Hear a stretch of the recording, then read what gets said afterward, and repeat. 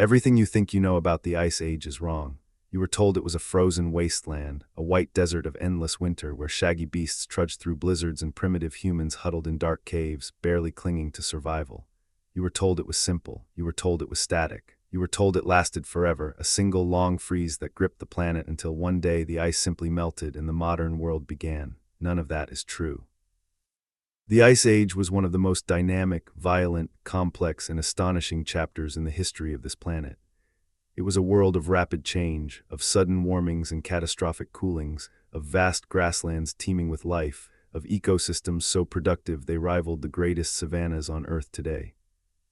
It was a world where colossal beasts roamed landscapes that no longer exist, where human beings engineered survival strategies so sophisticated they would challenge the ingenuity of modern engineers, and where the climate shifted so fast that entire biomes could reorganize themselves within a single human lifetime. This is the real story of the Ice Age, not the cartoon version, not the simplified textbook summary. The full, staggering, scientifically reconstructed truth of a world that shaped everything we are, everything we see around us, and everything we will become. Please let us know in the comments where you are watching this history video and what time you are watching it, and be sure to subscribe to the channel for future videos.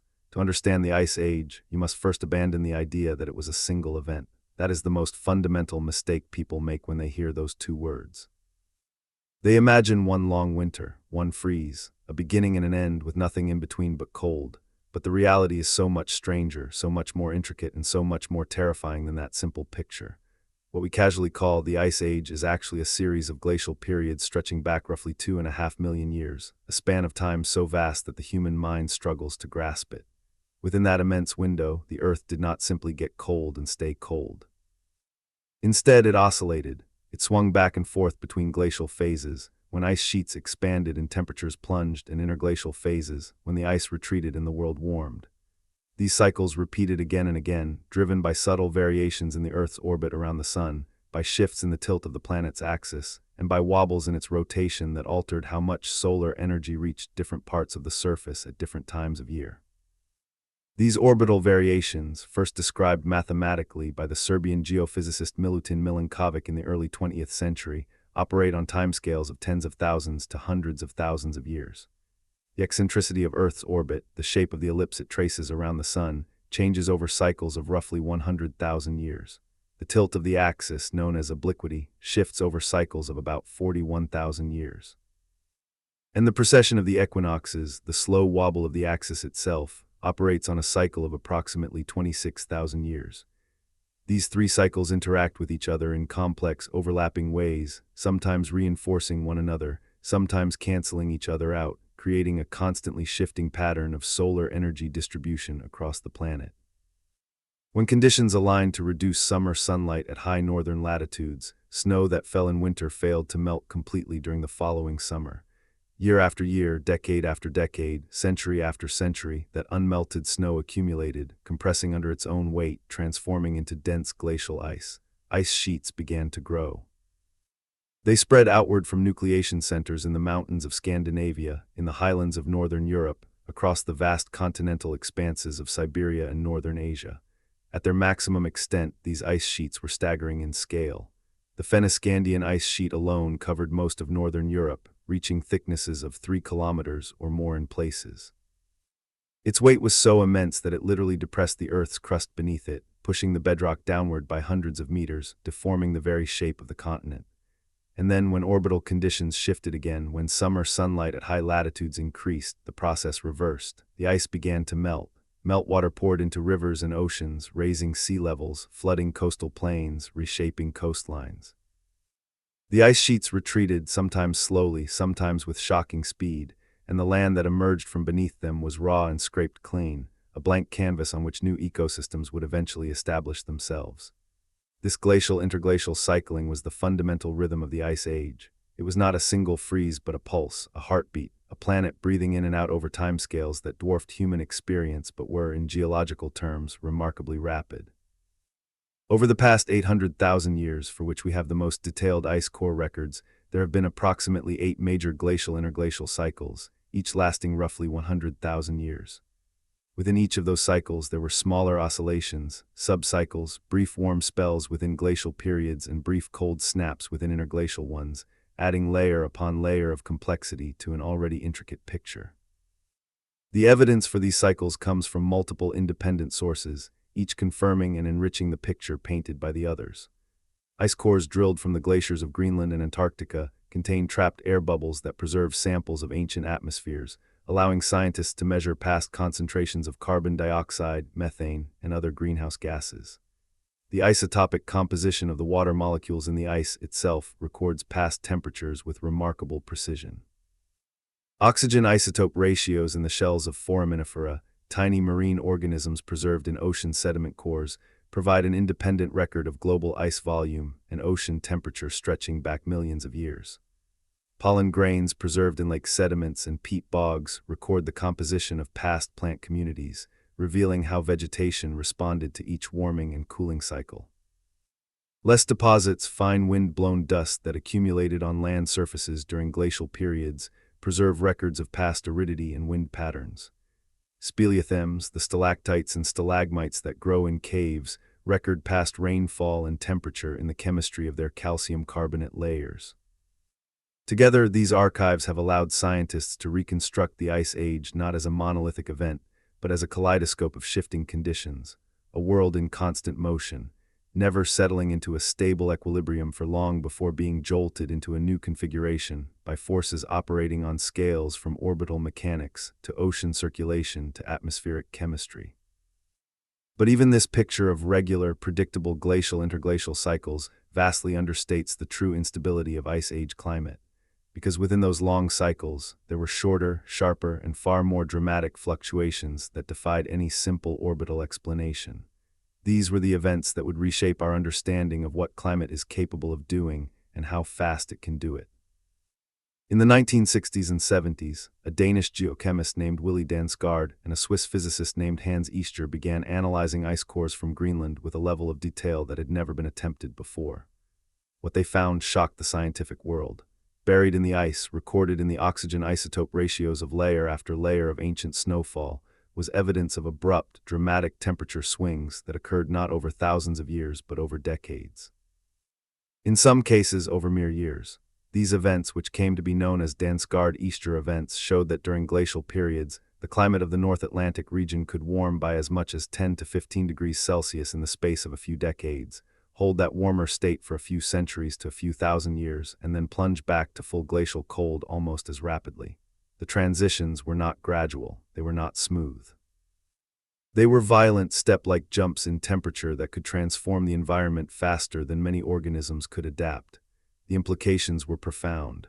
If the climate could do this during the Ice Age, if it could reorganize itself this dramatically in this short a time, then the assumption that climate change is inherently slow and gradual was simply wrong.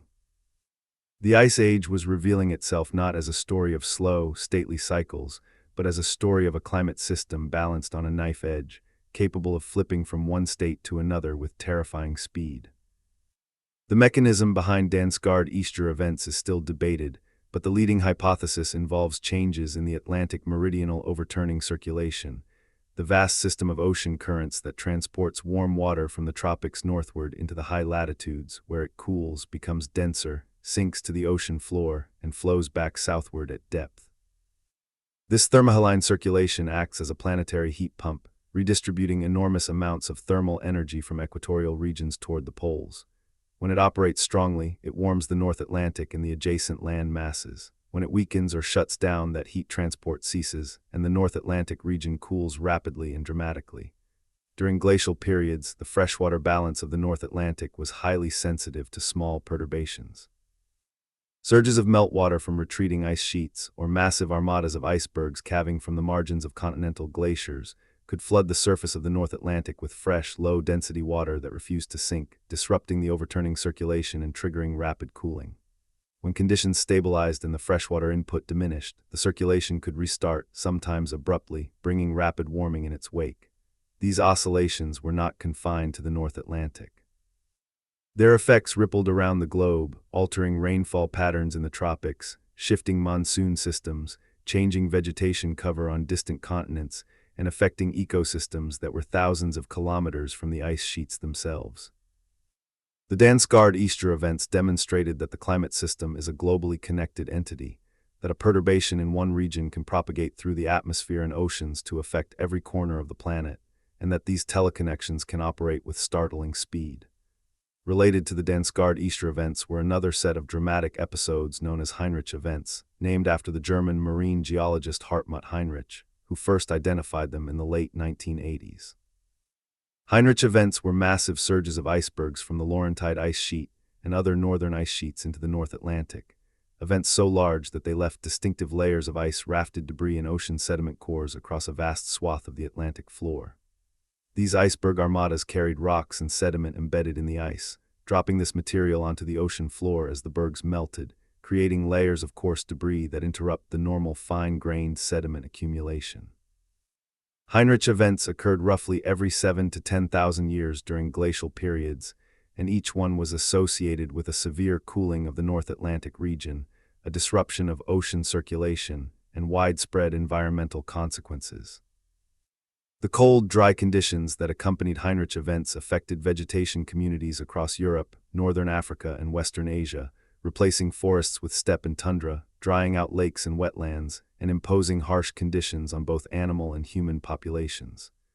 The picture that emerges from the Dansgaard-Oeschger and Heinrich event records is of a glacial world that was anything but stable. It was a world of constant, unpredictable change, where the rules could shift without warning, where ecosystems had to be resilient enough to withstand dramatic and rapid environmental reorganization, and where any organism that depended on stability was at a severe disadvantage. This instability had profound consequences for the living world. It meant that the ecosystems of the Ice Age were not static communities that persisted unchanged for millennia. They were fluid, dynamic assemblages that continually reorganized themselves in response to each new climatic perturbation. Species did not stay in fixed locations. They moved. They tracked their preferred habitats as those habitats shifted across the landscape, sometimes over enormous distances, in response to each warming and cooling cycle. They expanded their ranges during favorable periods and contracted them during unfavorable ones. They formed novel communities, combinations of species that have no modern analog, because they were forced together by climatic conditions that have no modern analog either. This concept of no analog communities is one of the most important insights to emerge from Ice Age research in recent decades. When scientists began analyzing the pollen records from Ice Age lake sediments in detail, they discovered that many of the plant communities that existed during glacial periods had no counterpart in the modern world. Species that today are found in widely separated habitats, species that occupy different ecosystems in the modern landscape, were growing together in the same communities during the Ice Age. Spruce and sedge, birch and prairie grass, tundra mosses and temperate herbs, combinations that would seem impossible today were commonplace in the Ice Age world. This happened because the climatic conditions of glacial periods were themselves unlike anything in the modern world. The temperature profiles were different. The seasonality was different. The patterns of rainfall and drought were different. The amount of sunlight reaching the surface at different latitudes and different times of year was different. Under these novel conditions, species sorted themselves not into the familiar communities we see today, but into entirely new combinations, communities that functioned by different rules and supported different ecological relationships. Understanding this is critical to understanding the Ice Age properly. You cannot simply take a modern ecosystem, lower the temperature by a few degrees, and call it an Ice Age landscape. The Ice Age world was qualitatively different from the modern world, not just colder but organized differently at every level, from the composition of plant communities to the behavior of large mammals to the strategies of human hunters. Perhaps nowhere is the gap between popular imagination and scientific reality wider than in the case of the landscape itself. When most people picture the Ice Age, they see ice, they see snow. They see a frozen, barren, lifeless expanse stretching to the horizon under a gray and pitiless sky. They see the tundra of modern Siberia or the frozen wastes of the Arctic and project that image backward in time, assuming that the Ice Age world must have looked like the coldest, most desolate places on Earth today. But this is a fundamental misunderstanding, and it is one that has persisted in the popular imagination long after scientists recognized its inadequacy. The truth is that while the ice sheets themselves were indeed barren, sterile deserts of ice, the vast lands that stretched beyond their margins were anything but lifeless. They were among the most productive ecosystems that have ever existed on this planet. The key to understanding this is the concept of the Mammoth Steppe, a term coined by the Russian paleontologist and ecologist Sergei Zimov and his colleagues to describe the dominant terrestrial ecosystem of the Ice Age world. The Mammoth Steppe was not a tundra, it was not a barren frozen plain. It was a cold grassland, a vast, productive, biologically rich ecosystem that stretched across the entire northern hemisphere, from Western Europe through Siberia to the eastern margins of Asia, forming one of the largest continuous biomes in the history of life on Earth. To understand what the Mammoth Steppe was like, you have to set aside every image of the modern Arctic that you carry in your mind. The modern tundra, that waterlogged, mossy, unproductive landscape of the far north, is not a relic of the Ice Age. It is a product of the warming that ended it. The conditions that create modern tundra, wet summers, poor drainage, waterlogged soils, and the dominance of mosses and lichens that lock up nutrients and prevent grass growth, did not exist during most of the Ice Age. During glacial periods, the climate was cold, but also much drier than it is today. Sea levels were lower, locking up vast quantities of water in the ice sheets and exposing continental shelves. The reduced moisture in the atmosphere meant less cloud cover, more sunshine reaching the surface, and drier conditions at ground level. These dry, cold, sunny conditions favored grasses and herbs over mosses, lichens, and waterlogged tundra vegetation. The Mammoth Steppe was dominated by a diverse community of grasses, sedges, and flowering herbs, interspersed with patches of shrubs, particularly willow and dwarf birch, and occasional stands of trees in sheltered valleys and along watercourses. The soil was well drained, fertile, and enriched by the constant recycling of nutrients through the grazing activities of enormous herds of large herbivores. And it is the herbivores that make the Mammoth Steppe truly astonishing. This ecosystem supported a diversity and abundance of large mammals that rivaled, and in some ways exceeded, the great wildlife spectacles of the modern world. Woolly mammoths, the iconic giants of the Ice Age, roamed in herds across the steppe, their massive bodies adapted to the cold with thick layers of fat and dense coats of fur. Woolly rhinoceroses, equally massive and equally well insulated, grazed alongside them. Steppe bison, larger and more robustly built than any modern bison species, formed herds that may have numbered in the thousands. Wild horses, ancestors of the domestic horse, were among the most abundant large mammals on the steppe, their populations sustained by the rich grasslands that provided year-round forage, but the diversity went far beyond these familiar species. The Mammoth Steppe was home to saiga antelope, those bizarre, proboscis-nosed creatures that survive today only in small, threatened populations on the Central Asian steppe. Musk oxen, with their shaggy coats and formidable horns, occupied the colder, more exposed areas. Giant deer, sometimes misleadingly called Irish elk, carried antlers that could span 3 meters or more, the largest cranial appendages of any known mammal. Cave lions, larger than any modern lion, stalked the herds as apex predators, sharing their role with cave hyenas, wolves, and the occasional pack of dholes. Cave bears, massive vegetarians that denned in limestone caverns during the winter, left behind enormous accumulations of bones in caves across Europe that testify to their abundance. And these are just the species we know best.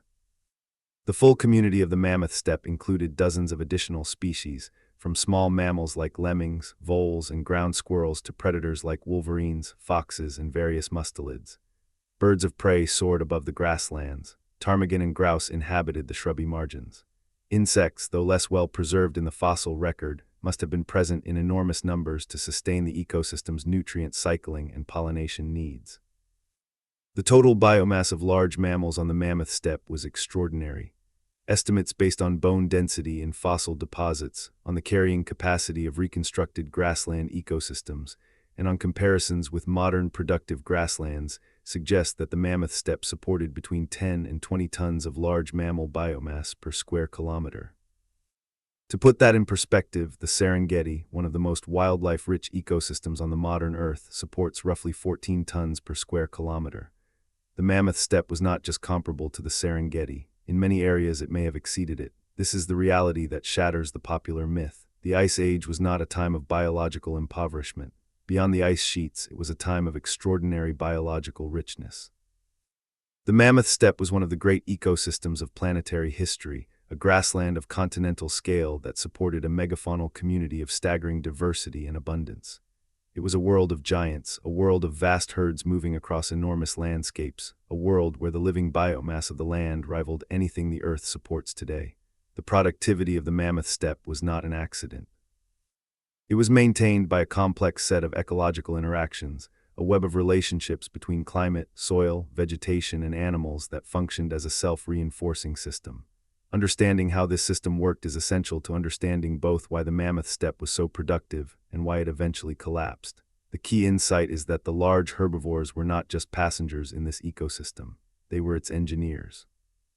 Their grazing, trampling, and nutrient recycling activities were essential to maintaining the grassland character of the steppe and preventing it from transitioning into the mossy, unproductive tundra that dominates the modern Arctic. Here's how it worked. Grasses are remarkably resilient plants. They grow from the base, not the tip, which means that grazing actually stimulates new growth rather than killing the plant. When a mammoth or a bison or a horse cropped the grass, the plant responded by producing new shoots, often growing back faster and more vigorously than before. This constant cycle of grazing and regrowth kept the grass in an active, productive state, continually photosynthesizing, continually drawing carbon dioxide from the atmosphere, continually building root mass and enriching the soil. At the same time, the animals' hooves broke up the surface crust of the soil, improving drainage and preventing the waterlogging that favors mosses and lichens. Their dung returned nutrients to the soil rapidly, in a form that was readily available to grass roots. In winter, their trampling of snow compacted it, reducing its insulating properties and allowing the cold to penetrate deeper into the soil, maintaining the permafrost that underlay the steppe and preventing the thawing and waterlogging that would have transformed the landscape. Mosses, the dominant plants of the modern tundra, are the ecological opponents of this system. They grow slowly, sequester nutrients rather than recycling them, form thick insulating mats that prevent soil from warming in summer, and trap moisture, creating the waterlogged conditions that inhibit grass growth. In the presence of large herds of grazing animals, mosses are kept in check. They are trampled, buried under dung, outcompeted by the vigorously growing grasses, and denied the stable, undisturbed conditions they need to dominate. But remove the grazers and the balance shifts. Without trampling, the soil surface remains undisturbed. Without grazing, grasses are no longer stimulated to grow vigorously. Without dung, nutrients cycle more slowly. Mosses begin to gain ground, forming their insulating mats, trapping moisture, cooling the soil, inhibiting drainage. The landscape begins to transition from productive grassland to unproductive tundra. The process feeds back on itself. As tundra expands, it supports fewer grazers, which means less trampling and less nutrient recycling, which means more tundra expansion, in a self-reinforcing cycle that can transform an entire biome. This is the grazer-maintained grassland hypothesis, and it has profound implications for understanding both the Ice Age world and its eventual transformation. It suggests that the Mammoth Steppe was not simply a product of glacial climate. It was a product of the interaction between glacial climate and the ecological activities of the megafaunal community. The animals and the landscape were locked in a mutual dependency, each maintaining the other, each dependent on the other for its continued existence. This hypothesis is supported by a growing body of evidence. In modern experiments, notably those conducted by Sergei and Nikita Zimov at Pleistocene Park in northeastern Siberia, the reintroduction of large herbivores to former tundra landscapes has demonstrated that grazing and trampling can indeed reverse the transition from grassland to tundra, restoring productive grass-dominated vegetation within years or decades. These experiments provide a living laboratory for testing the ecological dynamics that govern the Mammoth Steppe. Additional support comes from the detailed analysis of fossil pollen and plant macrofossil records from the late Pleistocene. These records show that during glacial periods, when megafaunal populations were high, the vegetation was overwhelmingly dominated by grasses and herbs. During the transitions into interglacial periods, as megafaunal populations declined, the vegetation shifted toward shrubs, trees, and mosses, even before the full onset of warmer, wetter conditions. This sequence suggests that the loss of grazers preceded and contributed to the vegetation change, rather than simply responding to it. The Mammoth Steppe, then, was a co-created ecosystem, a landscape produced and maintained by the joint action of climate and biology.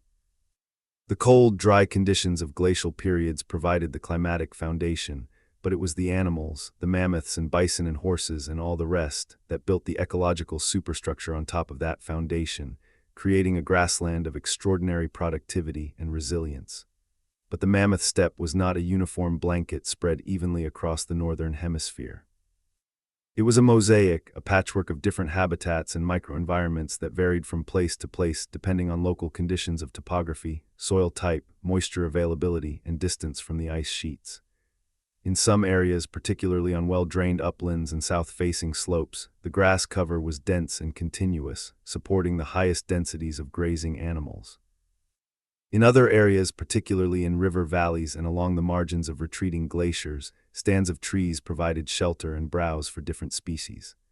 Willows and alders lined the watercourses. Birch groves occupied sheltered hollows. In the more continental interiors, far from the moderating influence of the oceans, the steppe took on a more arid character, with sparser vegetation and a greater proportion of drought-tolerant plants.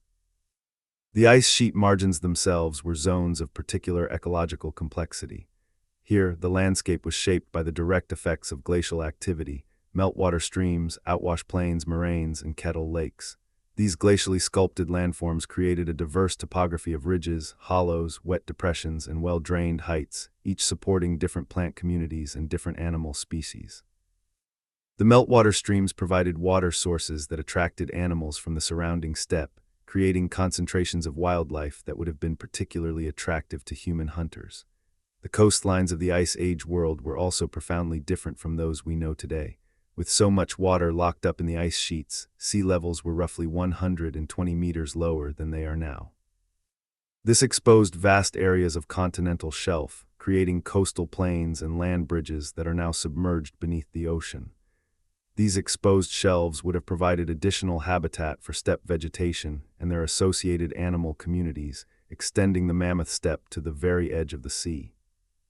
One of the most significant of these exposed land areas was Beringia, the vast land bridge that connected northeastern Asia with northwestern parts of the continent on the other side of the Pacific during periods of low sea level. Beringia was not a narrow isthmus but a broad, flat plain, hundreds of kilometers wide, covered in Mammoth Steppe vegetation and teeming with wildlife. It served as a corridor for the movement of animals and eventually humans between the two continental landmasses, playing a crucial role in the biogeographic history of the northern hemisphere. But Beringia was just one part of a much larger pattern of land exposure caused by low sea levels. Around the world, coastlines extended far beyond their modern positions. Islands that are today separated from the mainland by deep water were connected by dry land. Seas that we think of as permanent features of the geography were reduced to fractions of their modern extent or dried up entirely. The geography of the Ice Age world was, in many places, simply unrecognizable compared to the modern map. This altered geography had profound consequences for climate as well. The exposure of continental shelves changed the albedo of the Earth's surface, the proportion of sunlight reflected back into space. Ocean circulation patterns were disrupted by the changes in coastline configuration.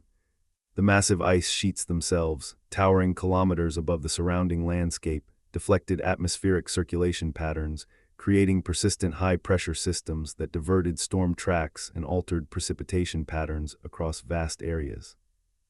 The result was a world that was not simply colder than the modern one but fundamentally different in its atmospheric dynamics, its ocean circulation, its geography, and its ecology. Every aspect of the Earth system was interconnected, and the glacial conditions affected every one of those connections, creating a planet-wide configuration that has no modern parallel. Within this vast and dynamic landscape, individual species developed remarkable adaptations to the cold, dry conditions of the glacial world. The woolly mammoth, perhaps the most iconic of all Ice Age animals, is a case study in evolutionary engineering for extreme environments. The woolly mammoth, Mammothus primigenius, evolved from warm, adapted ancestors that migrated into the cold regions of northern Eurasia during the early Pleistocene. Over hundreds of thousands of years, natural selection sculpted every aspect of its anatomy for life on the Mammoth Steppe. Its dense coat consisted of two layers, a thick undercoat of fine, insulating wool, and an outer layer of long, coarse guard hairs that could reach lengths of nearly a meter, providing protection against wind and wet snow. Beneath the skin, a layer of fat up to 10 centimeters thick provided additional insulation and energy reserves for the 9 months of winter. But the adaptations went far deeper than fur and fat. The mammoth's ears were dramatically reduced in size compared to those of its tropical relatives, the modern elephants. Smaller ears meant less surface area exposed to the cold, reducing heat loss. Its tail was similarly shortened. Its trunk, while still a versatile and powerful organ, showed adaptations for grasping the tough, frozen grasses of the steppe, with a distinctive finger-like projection at its tip that allowed it to pluck individual grass stems from the snow-covered ground. The mammoth's teeth were masterpieces of evolutionary engineering. Each molar was a massive, ridged plate of enamel and dentine, designed for grinding the tough, silica-rich grasses that formed the bulk of its diet. As each set of molars wore down from the abrasive food, it was pushed forward in the jaw and replaced from behind by a new set, a conveyor belt system of tooth replacement that each mammoth went through 6 times during its life. This dental specialization was critical because grass, particularly the tough, dry grasses of the steppe, is one of the most abrasive foods any herbivore can eat, wearing down teeth at rates that would quickly incapacitate an animal with less robust dentition. The mammoth's skeleton also bore the marks of its cold-adapted lifestyle. Its skull was high-domed, creating a large area for the attachment of the powerful neck muscles needed to sweep its massive tusks through snow to uncover buried vegetation, a behavior known as snow sweeping that was essential for winter survival. Its legs were proportionally shorter and more robust than those of modern elephants, reducing heat loss from the extremities and providing stability on the uneven, frozen terrain of the steppe. Its feet were broad and flat, spreading its enormous weight over a larger area and preventing it from sinking into soft ground or snow. We know these details not just from skeletal remains, but from the extraordinary preservation of frozen mammoth carcasses in the permafrost of Siberia. These specimens, some of them tens of thousands of years old, retain skin, hair, muscle tissue, and even the contents of their stomachs, providing an unparalleled window into the biology of a species that has been extinct for thousands of years. Stomach contents from frozen mammoths have revealed precisely what these animals ate: a diverse diet of grasses, sedges, herbs, and small shrubs, consistent with the reconstructed vegetation of the mammoth steppe. In some specimens, the food is so well preserved that individual plant species can be identified, providing direct evidence of the botanical composition of the landscape these animals inhabited. Analysis of mammoth hemoglobin, extracted from preserved blood and tissue, has revealed molecular adaptations that allowed the protein to release oxygen more efficiently at low temperatures, ensuring that the mammoth's tissues received adequate oxygen supply even in extreme cold. This is a level of cold adaptation that operates at the molecular level, demonstrating that the mammoth was not simply a modern elephant wearing a fur coat but a fundamentally different organism, engineered from the cellular level up for life in a frozen world. But the woolly mammoth was not alone in its suite of cold adaptations. Every species on the mammoth steppe had its own version of these adaptations, each one tailored to its particular ecological niche and survival strategy. The woolly rhinoceros, Coelodonta antiquitatis, was a massive beast, roughly the size of a modern white rhinoceros but equipped with a thick coat of reddish-brown fur, a large hump of fat over its shoulders for energy storage, and a distinctive flattened nasal horn that it used to sweep snow from the grass, much as the mammoth used its tusks. Cave paintings and frozen carcasses have preserved its appearance in remarkable detail, revealing an animal that was powerfully built, low-slung, and supremely adapted to life on the open steppe. The steppe bison, Bison priscus, was larger than any modern bison species, with longer horns and a more robust build. Its thick winter coat provided insulation, while its massive head and powerful neck muscles allowed it to clear snow from vegetation by swinging its head from side to side, a behavior still observed in modern bison. Steppe bison were among the most abundant large herbivores on the mammoth steppe, and their bones are found in enormous quantities at fossil sites across Eurasia. The wild horse of the Ice Age, Equus ferus, was a stocky, compact animal, shorter and more heavily built than most modern domestic horse breeds, with a thick coat and short legs adapted to the cold. Horses were perhaps the most ecologically important herbivores on the mammoth steppe, their grazing maintaining the grass cover and their preference for short, actively growing grass keeping the sward in the productive state that benefited the entire community. Their abundance on the steppe is reflected in the frequency of their remains in archaeological and paleontological sites, and in the prevalence of horse depictions in Ice Age cave art, where they are by far the most commonly represented animal. The saiga antelope, Saiga tatarica, with its extraordinary swollen nasal passages, was adapted not just to the cold, but to the dusty conditions of the steppe.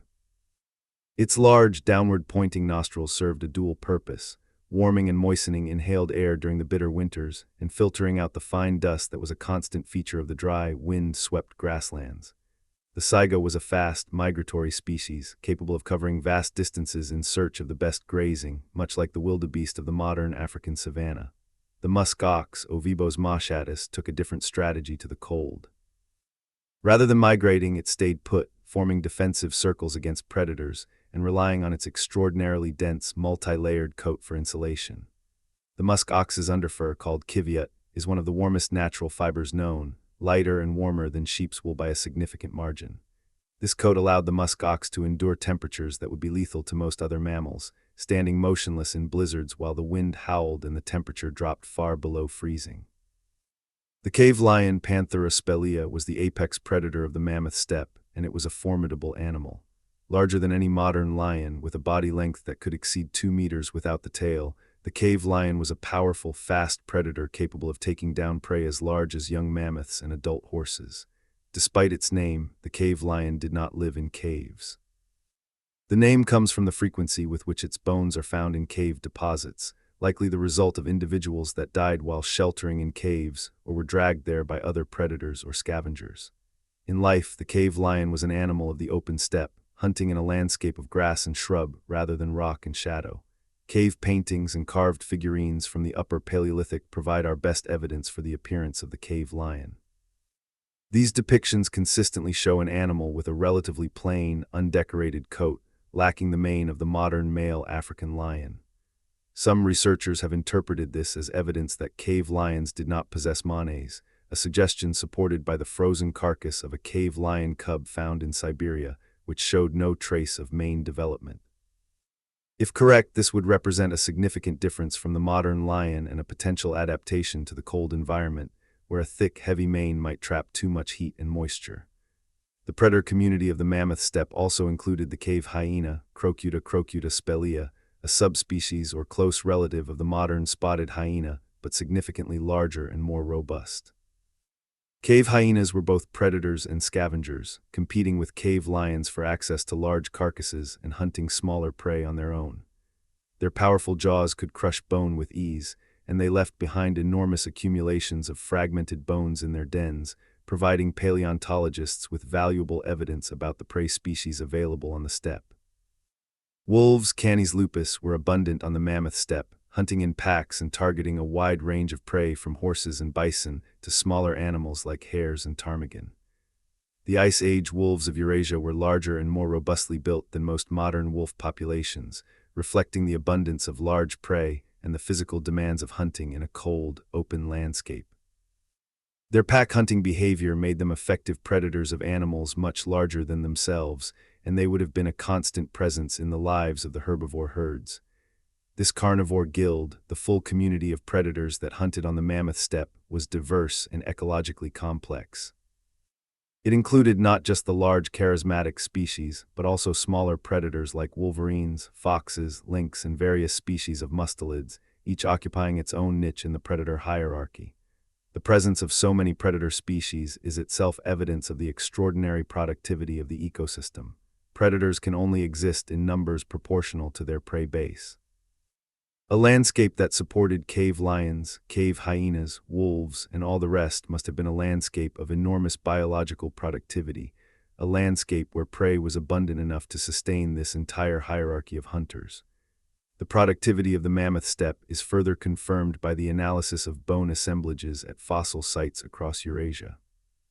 At sites like Predmosti in Central Europe, enormous accumulations of mammoth bones have been discovered, representing hundreds of individual animals that died or were killed over extended periods. At sites in Siberia, bone concentrations in river deposits suggest that large mammals were present in densities that would be remarkable even by modern African standards. But perhaps the most compelling evidence for the productivity of the Mammoth Steppe comes from the analysis of ancient soils, the buried surfaces on which the steppe vegetation once grew. These fossil soils, preserved beneath layers of loess and other sediments, retain chemical signatures that record the biological activity that occurred in them thousands of years ago. Nitrogen and carbon isotope ratios in these soils indicate that nutrient cycling was rapid and efficient, consistent with a productive grassland ecosystem, in which large herbivores were playing a major role in recycling nutrients through their dung and urine. The comparison between these Ice Age soils and the soils of the modern Arctic tundra is striking. Modern tundra soils are typically nutrient-poor, waterlogged, and dominated by slow, decomposing organic matter. They accumulate carbon rather than cycling it, locking it up in thick layers of peat and permafrost. Ice Age steppe soils, by contrast, were well-drained, nutrient-rich, and biologically active, with rapid decomposition and nutrient turnover. They were, in essence, the soils of a productive grassland, not the soils of a barren wasteland. This brings us to one of the most remarkable and counterintuitive conclusions about the Ice Age. The cold, dry, glacial world supported more life, in terms of large mammal biomass, than the warm, wet, interglacial world that replaced it. This seems paradoxical. How can a colder world be more productive than a warmer one? How can less precipitation support more life than more precipitation? The answer lies in the distinction between what ecologists call primary productivity and what might be called accessible productivity. Primary productivity is the total amount of plant growth in an ecosystem, the total amount of photosynthesis, the total amount of biomass produced by plants. By this measure, a warm, wet environment will generally be more productive than a cold, dry one, simply because warmth and water are the two most important drivers of plant growth. But for large herbivores, what matters is not total plant productivity, but the productivity of the specific types of plants they can actually eat. Grasses and herbs, the foods that sustain large grazing mammals, are most productive and most nutritious in dry, well-drained, sunny environments. Mosses, lichens, and bog plants, which dominate wet, waterlogged environments, are nutritionally poor and largely indigestible to large mammals. So even though the modern tundra may produce a large total biomass of plant material, most of that material is locked up in forms that are inaccessible to large grazers. The Mammoth Steppe, by contrast, channeled its productivity into grasses and herbs, forms that were directly available to the megafaunal community. The result was an ecosystem that, while lower in total primary productivity than the modern tundra in terms of raw plant growth, was far higher in usable productivity for large mammals. The Mammoth Steppe was, in effect, an enormous pasture, a continental-scale grassland optimized for supporting large grazing animals in astronomical numbers. This understanding transforms our conception of the Ice Age from a time of hardship and scarcity to a time of abundance and ecological richness. For the animals of the Mammoth Steppe, the glacial world was not a harsh and hostile environment to be endured. It was home. It was the world they were adapted to, the world that fed them, the world that had shaped their evolution over hundreds of thousands of years. The warm, wet interglacial periods were not liberations from a frozen prison. For many of these species, they were ecological catastrophes, disrupting the productive grasslands that sustained them and replacing them with forests, tundra, and wetlands that could not support their populations. The vegetation of the Mammoth Steppe was far more diverse and complex than the simple label grassland might suggest. Detailed analysis of fossil pollen, plant macrofossils, and ancient environmental DNA has revealed a botanical community of remarkable richness, including dozens of species of grasses, sedges, and herbs, along with a suite of shrubs and dwarf trees that occupied specific niches within the landscape mosaic. The grass component of the steppe was dominated by species adapted to cold, dry conditions, including fescues, bluegrasses, and various species of feather grass and needle grass. These grasses were perennial, surviving the winter as dormant root systems and regrowing rapidly in the spring when the long days and intense sunlight of the high-latitude summer triggered a burst of photosynthesis. Some of these grass species produced seeds that remained attached to the plant well into winter, providing an important food source for herbivores during the lean months when fresh growth was unavailable. Interspersed with the grasses were a rich array of forbs, the term ecologists use for non-grass herbaceous flowering plants. These included species of yarrow, artemisia or sagebrush, various legumes, cinquefoils, and members of the daisy family. Many of these forbs had deep taproots that could access water and nutrients at depths beyond the reach of the shallow-rooted grasses, making them important contributors to the overall productivity of the ecosystem. The legumes were particularly significant because of their ability to fix atmospheric nitrogen through symbiotic bacteria in their root nodules, enriching the soil with this essential nutrient and enhancing the growth of surrounding plants. The shrub component of the Mammoth Steppe was dominated by willows and dwarf birches, which occupied the moister, more sheltered areas of the landscape, particularly along watercourses in topographic hollows and on north-facing slopes where snow lingered longer into the spring. These shrubs provided browse for herbivores that supplemented their grass diet with woody plant material, including mammoths, rhinoceroses, and certain species of deer. They also provided shelter from wind and cover for smaller animals and nesting birds. The tree component of the Mammoth Steppe was sparse but present. Isolated stands of larch, spruce, and birch persisted in sheltered valleys and along river corridors, providing seed sources for the eventual reforestation that occurred during interglacial periods. These tree refugia were important not just for the trees themselves, but for the entire community of organisms that depended on them. Birds that nested in their branches, insects that fed on their foliage, fungi that formed symbiotic associations with their roots, and mammals that used them for shelter or as landmarks for navigation.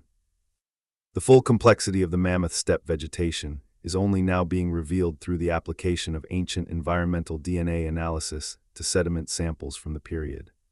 By extracting and sequencing DNA from permafrost and lake sediments, researchers have identified plant taxa that left little or no trace in the pollen record, revealing a botanical community even richer than pollen analysis alone had suggested. This eDNA work has confirmed the dominance of grasses and forbs while revealing the presence of numerous minor plant species that contributed to the overall diversity and resilience of the ecosystem. One of the most significant findings from eDNA analysis has been the detection of plant species that are today found in widely separated geographic regions, growing together in the same Ice Age communities. This is further confirmation of the no-analog character of Ice Age vegetation, the fact that the plant communities of the glacial world were unlike anything in the modern landscape. Species that today occupy the steppes of Central Asia, the alpine meadows of the mountains, and the forest edges of the temperate zone were all present together on the Mammoth Steppe, combining to form a community that has no living counterpart. This vegetational complexity was essential to the functioning of the Mammoth Steppe as an ecosystem. The diversity of plant species provided a diversity of food sources, allowing different herbivore species to partition the available resources and coexist without excessive competition. Mammoths, with their high-crowned, ridged molars, were specialized for the toughest, most fibrous grasses. Horses, with their simpler but highly effective teeth, grazed on shorter, softer grass. Bison consumed both grass and browse, switching between the two depending on availability. Rhinoceroses used their flattened horns to sweep snow from the ground surface, accessing the dried grass beneath, while also consuming woody shrubs and bark. Saiga antelope selected the most nutritious herbs and fresh grass shoots. Musk oxen grazed on whatever was available, their robust digestive systems capable of extracting nutrition from even the poorest quality forage.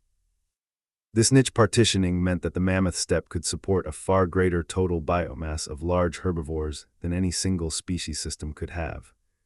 Each species exploited a slightly different component of the available food supply, reducing direct competition and allowing the community as a whole to use the full range of the steppe's botanical productivity.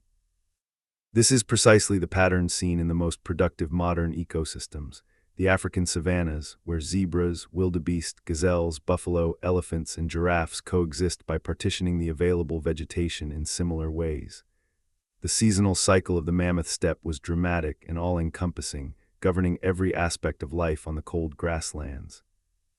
Understanding this cycle is essential to understanding how the animals and eventually the humans of the steppe organized their lives, their movements, and their survival strategies. Spring came late on the Mammoth Steppe, but when it came with explosive force. As the sun climbed higher in the sky and the days lengthened, the snowpack began to melt, releasing stored moisture into the soil. The frozen ground thawed at the surface, and the grass roots, which had lain dormant through the long winter, burst into activity. New shoots emerged, vivid green against the brown and gray of the winter landscape, growing with astonishing speed in the long hours of Arctic and subarctic daylight. Within weeks, the bare, snow-streaked steppe was transformed into a lush carpet of green. This spring flush of growth triggered a cascade of biological activity across the steppe. Herbivore herds, which had spent the winter surviving on dried, standing grass and whatever browse they could find, now had access to fresh, nutritious forage, rich in protein and energy. Pregnant females who had carried their young through the long winter gave birth in the spring, timing the arrival of their calves and foals to coincide with the peak of new grass growth when food was most abundant and the mothers could produce the richest milk. Spring was also the time of migration. Many mammoth steppe herbivores were migratory, moving across the landscape in response to the seasonal wave of grass growth. As spring advanced northward, following the retreating snow line, the herds followed, tracking the green wave of new growth across hundreds of kilometers. This seasonal migration was not a random wandering but a purposeful directional movement, following traditional routes that had been learned by each generation from the one before, routes that led from winter ranges in the south to summer ranges in the north. Summer on the Mammoth Steppe was intense but brief. The endless daylight of the high-latitude summer drove plant growth at rates that would be remarkable even in temperate climates. The grasses produced seed heads. The forbs flowered, filling the steppe with color and attracting swarms of pollinating insects. Herbivores fed voraciously, building up the fat reserves they would need to survive the coming winter. Calves and foals grew rapidly, putting on weight and strength for their first winter of life, but summer also brought its challenges. The long hours of sunlight attracted biting insects, mosquitoes, flies, and gnats, which could torment large herbivores to the point of exhaustion. Modern caribou in the Arctic are sometimes driven to frenzy by insect swarms, running headlong across the tundra in desperate attempts to escape the biting hordes. The herbivores of the Mammoth Steppe likely experienced similar torment, and their responses may have included seeking out windy ridges and hilltops where the insects were less dense, or wading into rivers and lakes for relief. As summer waned and the days began to shorten, the grasses cured, drying on the stem and transforming from green, moisture-rich forage into golden, dry-standing hay. This transition was critical for the herbivores of the steppe because dried grass, while lower in protein than fresh growth, retains its caloric value and remains accessible as forage through the winter.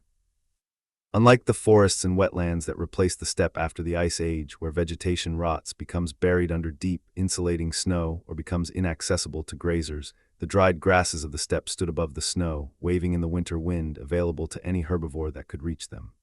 Autumn was a time of preparation. Herbivores that had been feeding intensively through the summer were now at their fattest, carrying the reserves that would sustain them through the winter. Some species began their return migration southward, moving toward their winter ranges where snow cover was thinner and dried grass was more accessible. Predators who had feasted on vulnerable calves and weakened adults through the summer now focused their attention on the migrating herds, picking off individuals that were injured, sick, or simply slower than the rest. Winter on the Mammoth Steppe was long, cold, and dark. At high latitudes, the sun barely rose above the horizon for months at a time, and temperatures could drop far below -30 degrees Celsius. But for animals adapted to these conditions, winter was not the killing season that modern audiences might imagine. The dried standing grass, the snow-swept patches of exposed ground, and the ability to dig through shallow snow to reach the vegetation beneath meant that food was available, if not abundant. The cold itself, for animals insulated by thick coats of fur and layers of subcutaneous fat, was manageable. The real danger of winter was not the cold but the snow. In most years, the snow cover on the Mammoth Steppe was relatively shallow, kept thin by the dry climate and the trampling activities of the animal herds. But in years of unusually heavy snowfall, when deep, crusted snow made it impossible for herbivores to reach the grass beneath, the consequences could be catastrophic. Mass die-offs during exceptionally snowy winters are well documented in the fossil record, with bone accumulations at certain sites suggesting sudden, simultaneous deaths of large numbers of animals, likely caused by starvation during unusually severe winters. These periodic die-offs were a natural part of the Mammoth Steppe ecosystem, tragic for the individuals involved but serving an ecological function by culling the weakest members of the herds and providing a windfall of carcasses for the predator and scavenger communities. The bones of animals that died in these events accumulated in river channels, lake margins, and topographic hollows where the carcasses were carried by spring meltwater, creating the fossil bone beds that paleontologists study today. The permafrost that underlay the Mammoth Steppe was not simply a geological curiosity. It was a critical structural component of the ecosystem, influencing soil drainage, water availability, nutrient cycling, and vegetation patterns across the entire landscape. Permafrost is soil or rock that remains frozen for 2 or more consecutive years. During the Ice Age, permafrost extended across virtually the entire northern hemisphere beyond the margins of the ice sheets, reaching depths of hundreds of meters in the coldest regions and thinning toward the south. Above the permafrost was the active layer, the topmost portion of the soil that thawed during summer and refroze during winter. The thickness of the active layer varied from place to place and season to season, but on the Mammoth Steppe it was typically between half a meter and a meter deep, sufficient for grass roots to penetrate and for soil organisms to carry out their nutrient cycling activities. The permafrost served as a natural barrier to downward drainage, preventing moisture from percolating deep into the soil and keeping water available in the root zone during the growing season. At the same time, the cold temperatures of the permafrost inhibited the activity of soil decomposers, slowing the breakdown of organic matter and preventing the rapid nutrient loss that occurs in warm, well-drained soils. This combination of moisture retention and nutrient conservation helped maintain the fertility of the Mammoth Steppe soils despite the harsh conditions at the surface. But the permafrost also played a more direct role in the daily lives of the steppe animals. In summer, when the active layer thawed, the surface of the permafrost became a barrier to drainage, creating temporary pools and wet areas that provided drinking water for the herds.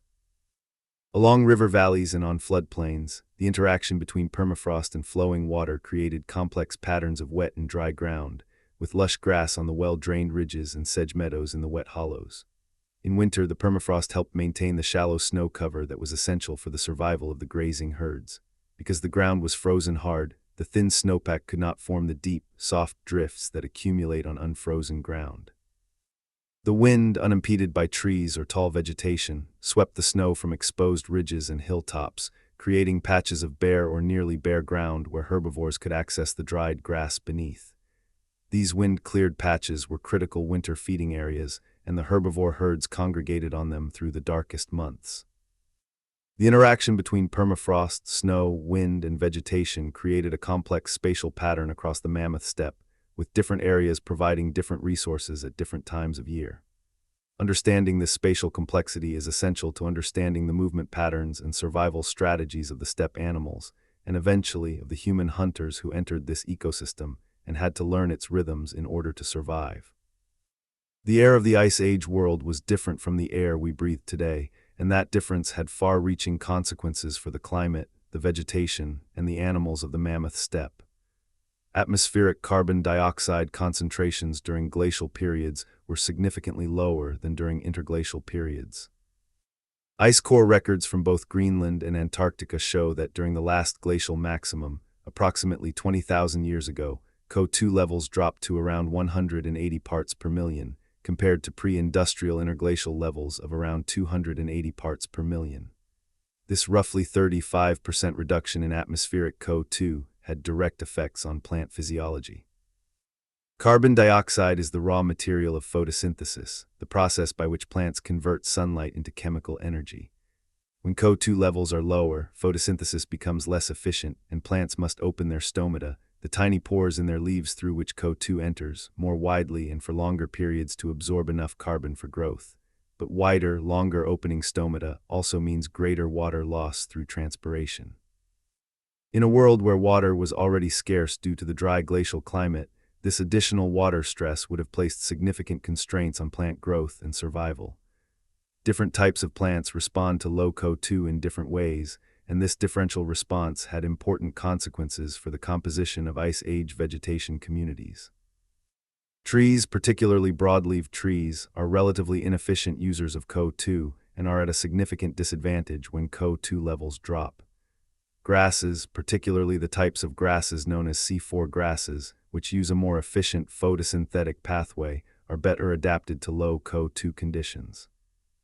The low CO2 levels of glacial periods may therefore have contributed to the dominance of grasses over trees on the Mammoth Steppe, reinforcing the effects of the cold, dry climate and the grazing pressure of the megafaunal community.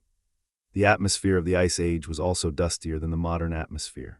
The dry climate, the sparse vegetation cover in many areas, and the powerful winds that swept across the exposed continental surfaces all contributed to high levels of atmospheric dust.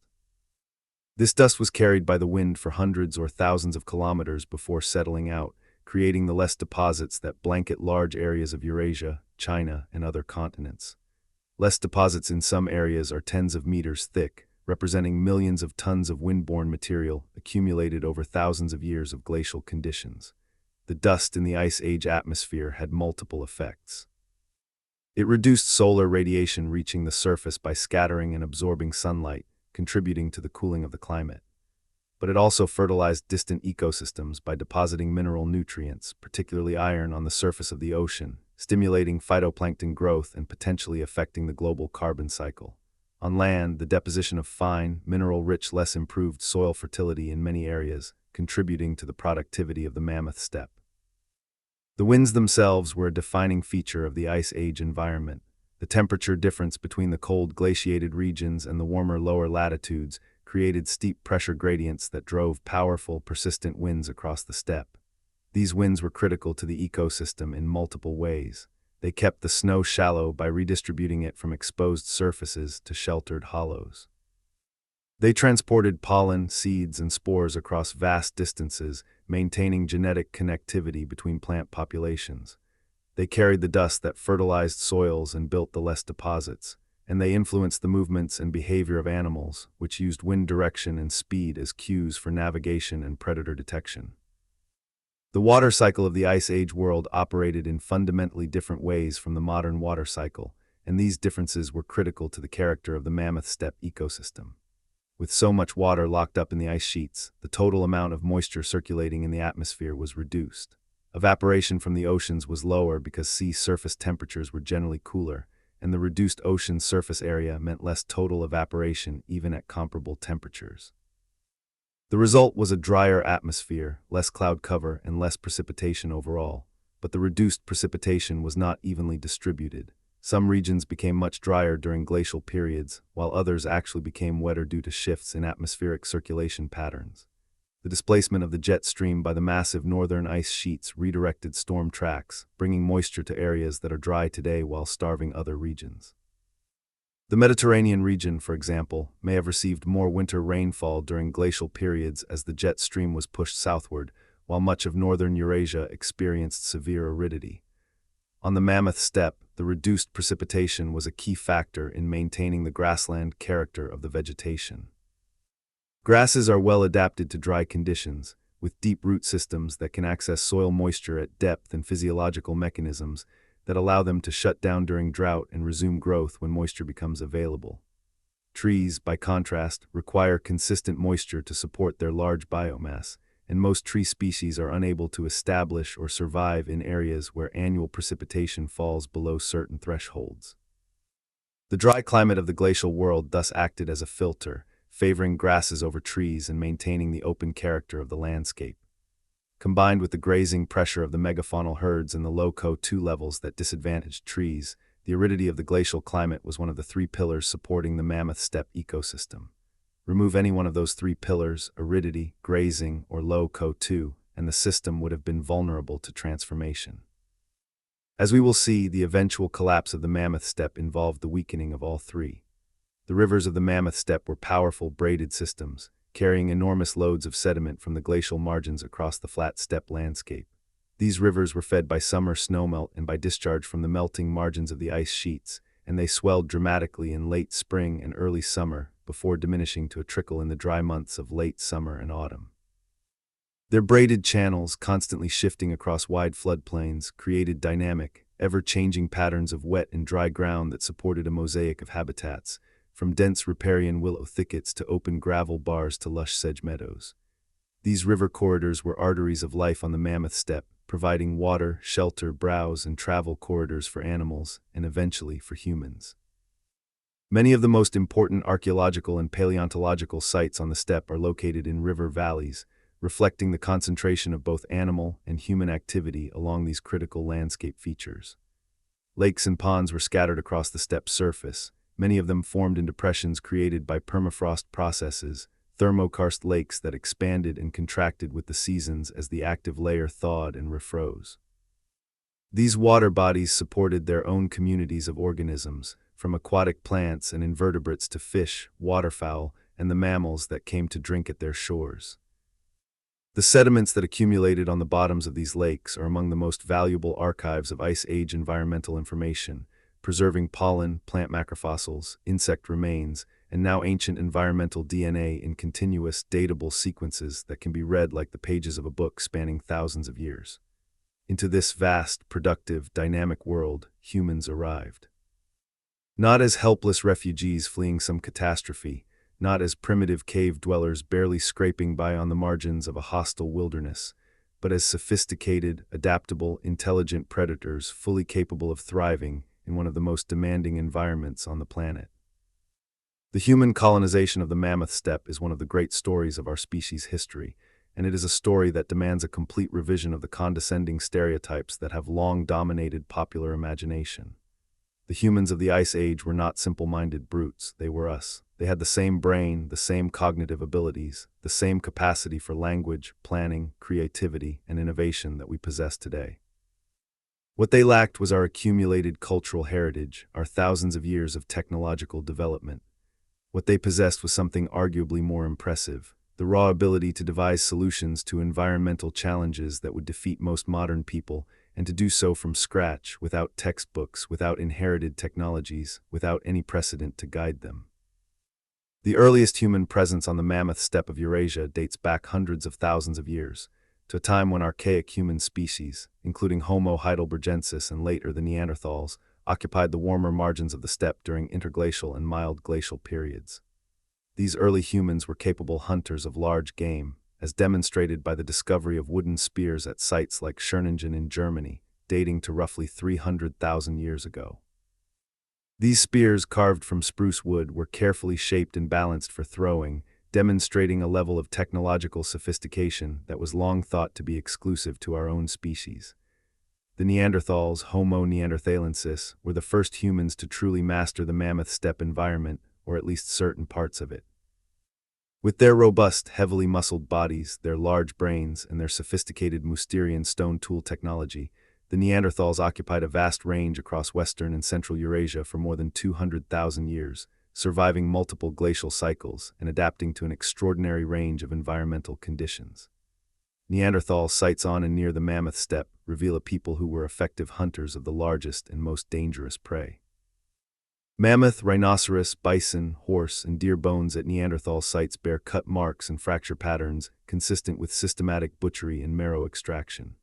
These were not scavengers picking over carcasses left by other predators. They were active, organized hunters who planned and executed kills of animals many times their own size. But the Neanderthals' relationship with the Mammoth Steppe was complicated. Evidence suggests that they struggled with the most extreme glacial conditions, retreating southward during the coldest phases and reoccupying the steppe margins during milder intervals.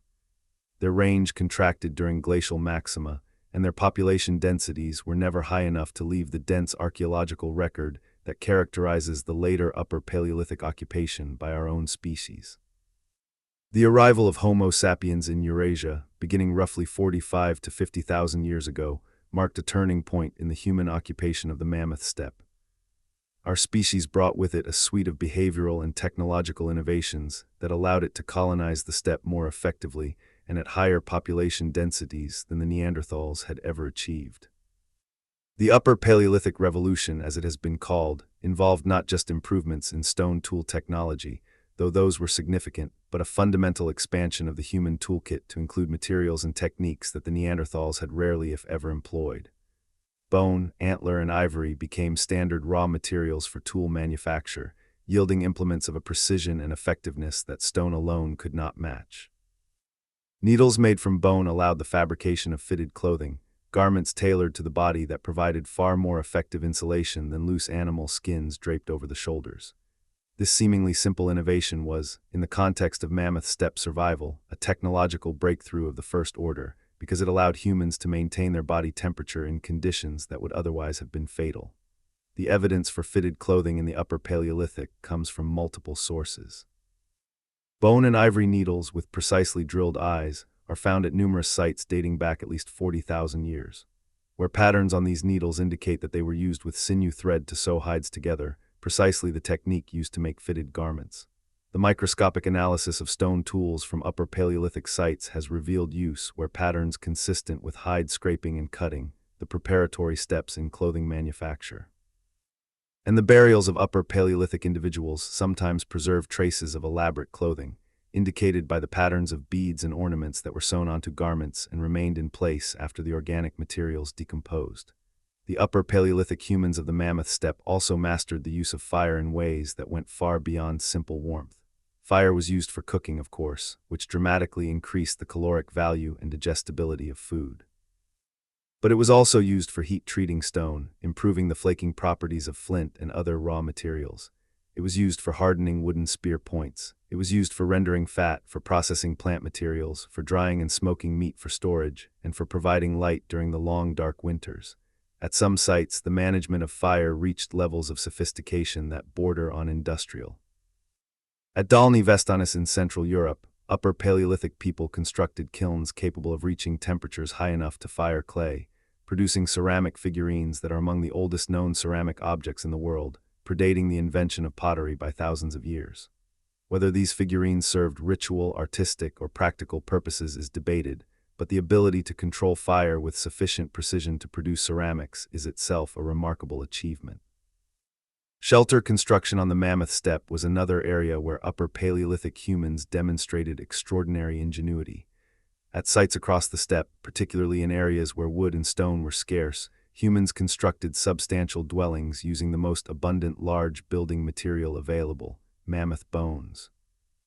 These mammoth bone dwellings, documented at sites in Ukraine, Russia, and elsewhere, were constructed by stacking mammoth jaws, skulls, long bones, and tusks to create circular or oval frameworks that were then covered with animal hides to create enclosed, weather-tight structures. The most elaborate of these mammoth bone dwellings are architectural achievements of considerable sophistication. At Mezherich in Ukraine, 4 mammoth bone structures have been excavated, each consisting of carefully arranged bones from dozens of individual mammoths. The bones were selected for their structural properties: mandibles for their curved shape, which made them ideal for interlocking walls, long bones for their strength as supports, tusks for their flexibility as roof arches, and skulls for their mass and stability as foundation elements. These structures were not huts thrown together in desperation. They were engineered dwellings, designed with knowledge of structural principles, constructed with care and skill, and maintained over extended periods. Their interiors contain hearths, storage pits, and activity areas that suggest organized domestic life. Their exteriors show evidence of deliberate placement and orientation, often positioned to take advantage of natural shelter from prevailing winds. The amount of mammoth bone used in these structures is impressive. A single dwelling at Mezherich contains the bones of approximately 95 individual mammoths, representing many tons of material. Assembling this quantity of bone would have required either the systematic collection of bones from natural death sites over extended periods or the organized hunting of mammoths on a scale that would imply a high level of social organization and planning. The hunting strategies of Upper Paleolithic humans on the Mammoth Steppe were sophisticated, varied, and adapted to the specific characteristics of each prey species. They were not the crude, hit-or-miss affairs of popular imagination, but carefully planned operations that exploited detailed knowledge of animal behavior, landscape features, and seasonal patterns. For large, dangerous prey like mammoths and rhinoceroses, direct confrontation was extremely risky and probably rare. Instead, hunters likely used landscape features to their advantage, driving animals into boggy ground, toward cliff edges, or into narrow valleys where they could be dispatched more safely. Evidence from some mammoth kill sites suggests the use of pitfall traps, large excavated holes concealed with vegetation into which mammoths were driven or lured, immobilizing them and making them vulnerable to spear thrusts. For herd animals like horses and bison, the hunting strategies were different. These animals could be driven in large numbers toward natural or artificial barriers, concentrating them in kill zones where they could be taken in quantity. The mass kill sites documented at several Upper Paleolithic locations show evidence of communal hunting events in which dozens of animals were killed in a single operation, far more meat than a small group could consume fresh. This implies the existence of meat preservation techniques, drying, smoking, freezing in natural ice cellars that allowed the surplus to be stored for later consumption. The weapons used in these hunts evolved over time. Early Upper Paleolithic hunters used thrusting spears and javelin-like throwing spears, technologies inherited from their archaic predecessors. But by the later Upper Paleolithic, the atlatl or spear thrower had been developed, a device that effectively extended the hunter's arm, allowing a spear to be thrown with much greater force and accuracy over longer distances. The atlatl was a significant advance in hunting technology, enabling hunters to strike from a safer distance and to bring down prey that might have been too dangerous to approach closely. The analysis of hunting debris at Upper Paleolithic sites reveals a detailed knowledge of animal anatomy. Spear points are frequently found embedded in or near the rib cages and chest cavities of prey animals, indicating that hunters targeted the vital organs, the heart and lungs, for quick, efficient kills. This precision suggests an intimate understanding of animal anatomy that was probably passed down through generations of hunting experience. The relationship between Upper Paleolithic humans and the Mammoth Steppe was not simply that of predator and prey. Humans on the steppe were embedded in the same ecological web as every other species, dependent on the same seasonal rhythms, affected by the same climatic fluctuations, and subject to the same biological constraints. They were not standing outside the ecosystem, exploiting it from a position of detached superiority. They were part of it, participants in a complex ecological dance that had been running for hundreds of thousands of years before their arrival, and that they joined as one more species among many. But humans brought something new to this dance: cognitive flexibility. Unlike every other species on the Mammoth Steppe, which was locked into its ecological niche by millions of years of evolutionary specialization, humans could change their behavior. They could learn, innovate, adapt, and transmit their innovations to the next generation through language and teaching. This cultural capacity for adaptation was the single most powerful survival tool any species had ever possessed, and it allowed humans to colonize the Mammoth Steppe and thrive in conditions that would have defeated any other tropical primate. The humans of the Mammoth Steppe were not just surviving, they were living full, rich, complex lives. They created art, painting the walls of caves with breathtaking depictions of the animals that shared their world, carving figurines of ivory and bone, decorating their tools and weapons with abstract patterns and naturalistic images. They buried their dead with care, placing grave goods, red ochre, beads, stone tools, and animal bones, with the deceased in ways that suggest complex beliefs about death and the afterlife.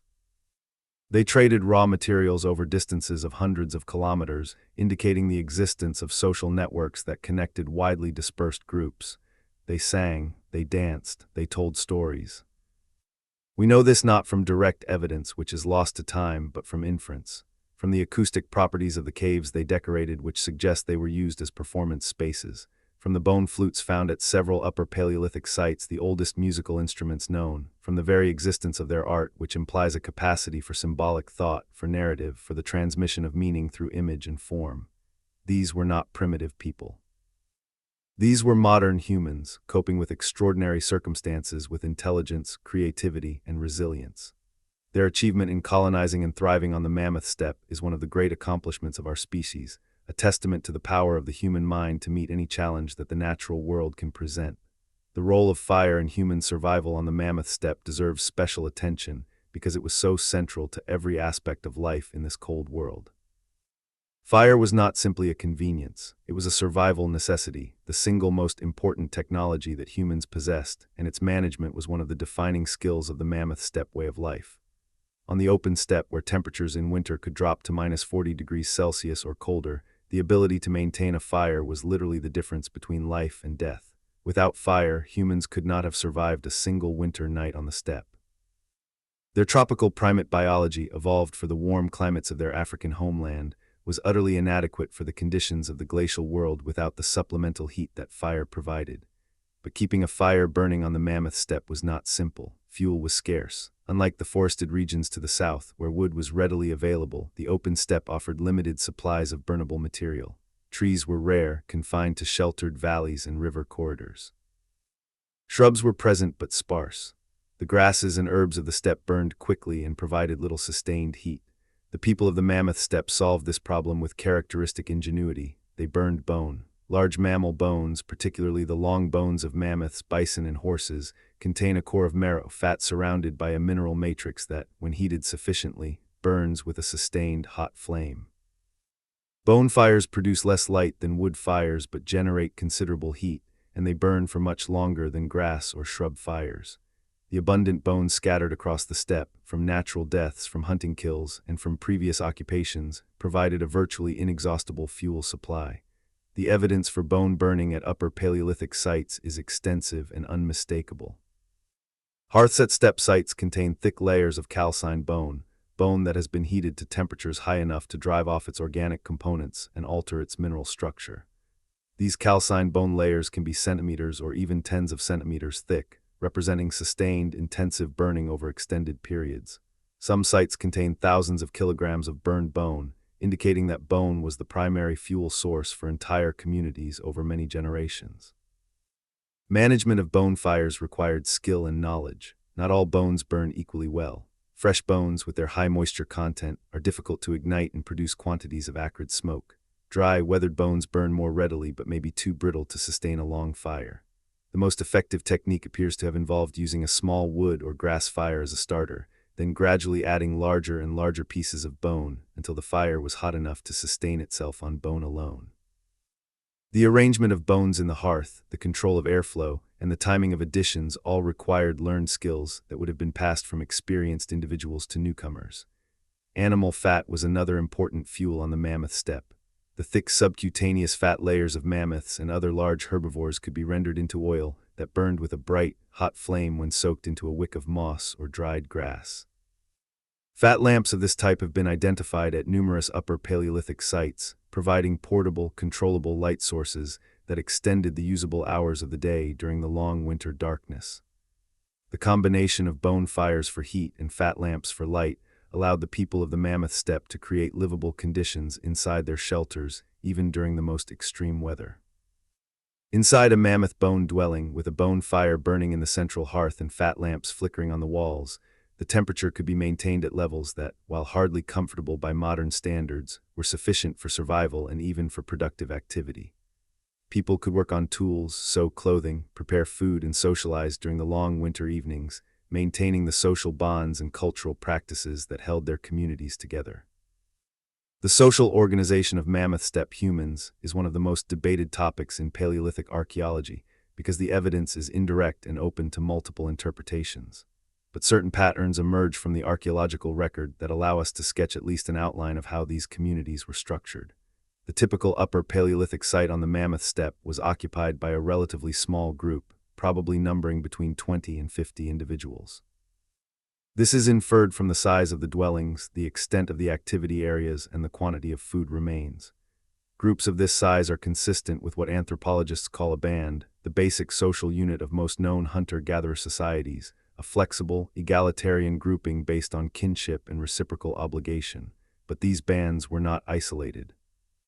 The evidence of long-distance trade in raw materials, particularly high-quality flint and marine shells, indicates that Mammoth Steppe bands were connected in broader social networks that linked communities across hundreds of kilometers. These networks provided access to resources that were not available locally, including raw materials for tool manufacture, marriage partners to maintain genetic diversity, and information about conditions in distant areas. The exchange of marriage partners between bands is attested indirectly by genetic evidence. Analysis of ancient DNA from Upper Paleolithic burials has revealed that the individuals interred at some sites were genetically diverse, more diverse than would be expected if the community were a closed, inbreeding group. This genetic diversity is consistent with a pattern of inter-band marriage exchange, in which individuals, probably predominantly women, moved from their natal band to join their spouse's band, maintaining genetic connectivity across the population. The artistic traditions of the Upper Paleolithic also suggest the existence of shared cultural identities that transcended individual bands. The cave art and portable art of the Upper Paleolithic shows regional stylistic coherence, with certain motifs, techniques, and themes recurring across sites that are hundreds of kilometers apart. This stylistic unity implies communication, shared artistic traditions, and a sense of cultural identity that linked distant communities. At the same time, there are significant regional variations in Upper Paleolithic art and technology, suggesting that the Mammoth Steppe was divided into distinct cultural territories, each with its own traditions, its own artistic style, and its own technological preferences. These cultural territories may have corresponded to linguistic and ethnic boundaries, though the evidence for this is necessarily speculative. The division of labor within Mammoth Steppe communities is another area of active debate. Traditional assumptions held that men hunted and women gathered, but the evidence from the Mammoth Steppe does not support such a simple division. The steppe environment offered relatively little in the way of gathered plant foods, particularly during the long winters, so the traditional male hunting, female gathering model may not apply. Instead, everyone in the community may have participated in some aspects of the food quest, with labor divided not by gender but by age, skill, and physical capability. Some evidence suggests that women in Upper Paleolithic communities were engaged in the production of clothing, a labor-intensive but critically important activity that required skill, patience, and many hours of work.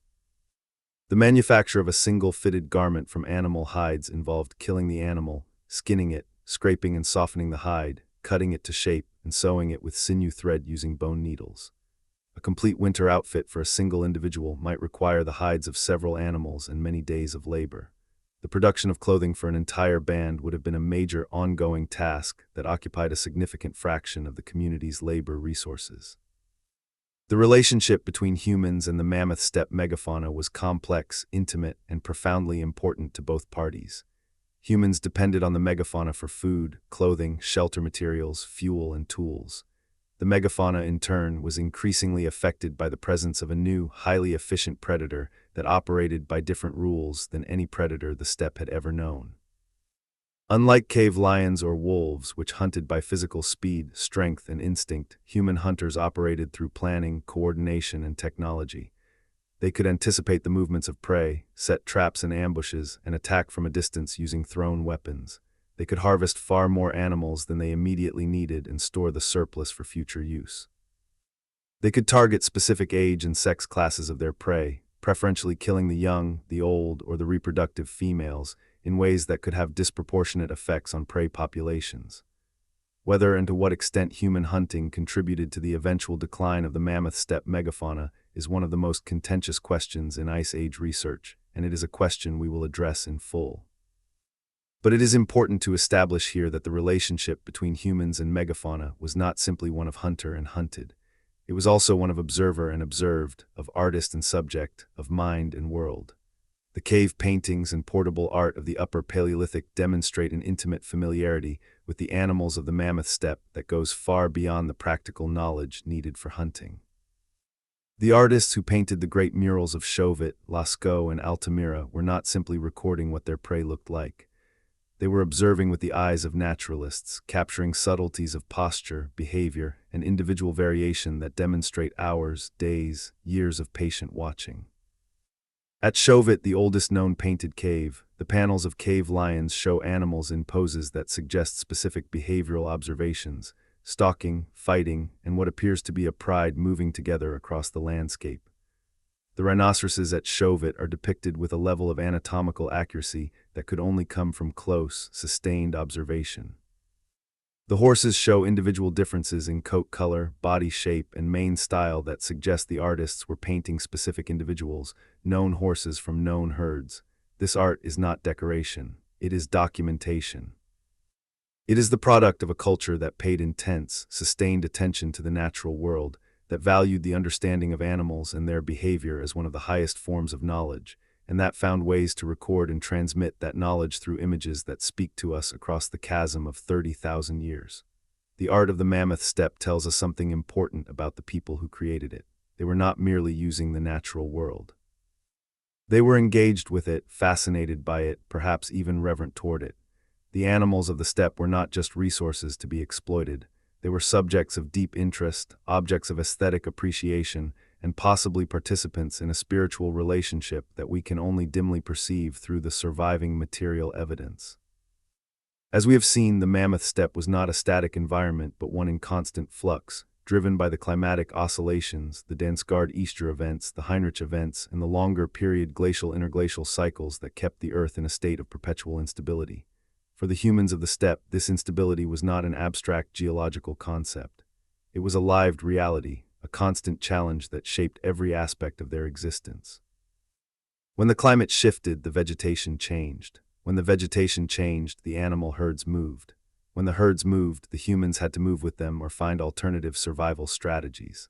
A warming event that brought more moisture and promoted tree growth might reduce the area of open grassland, forcing grazing herds to concentrate in smaller areas and making them more accessible to hunters, but also more vulnerable to overexploitation.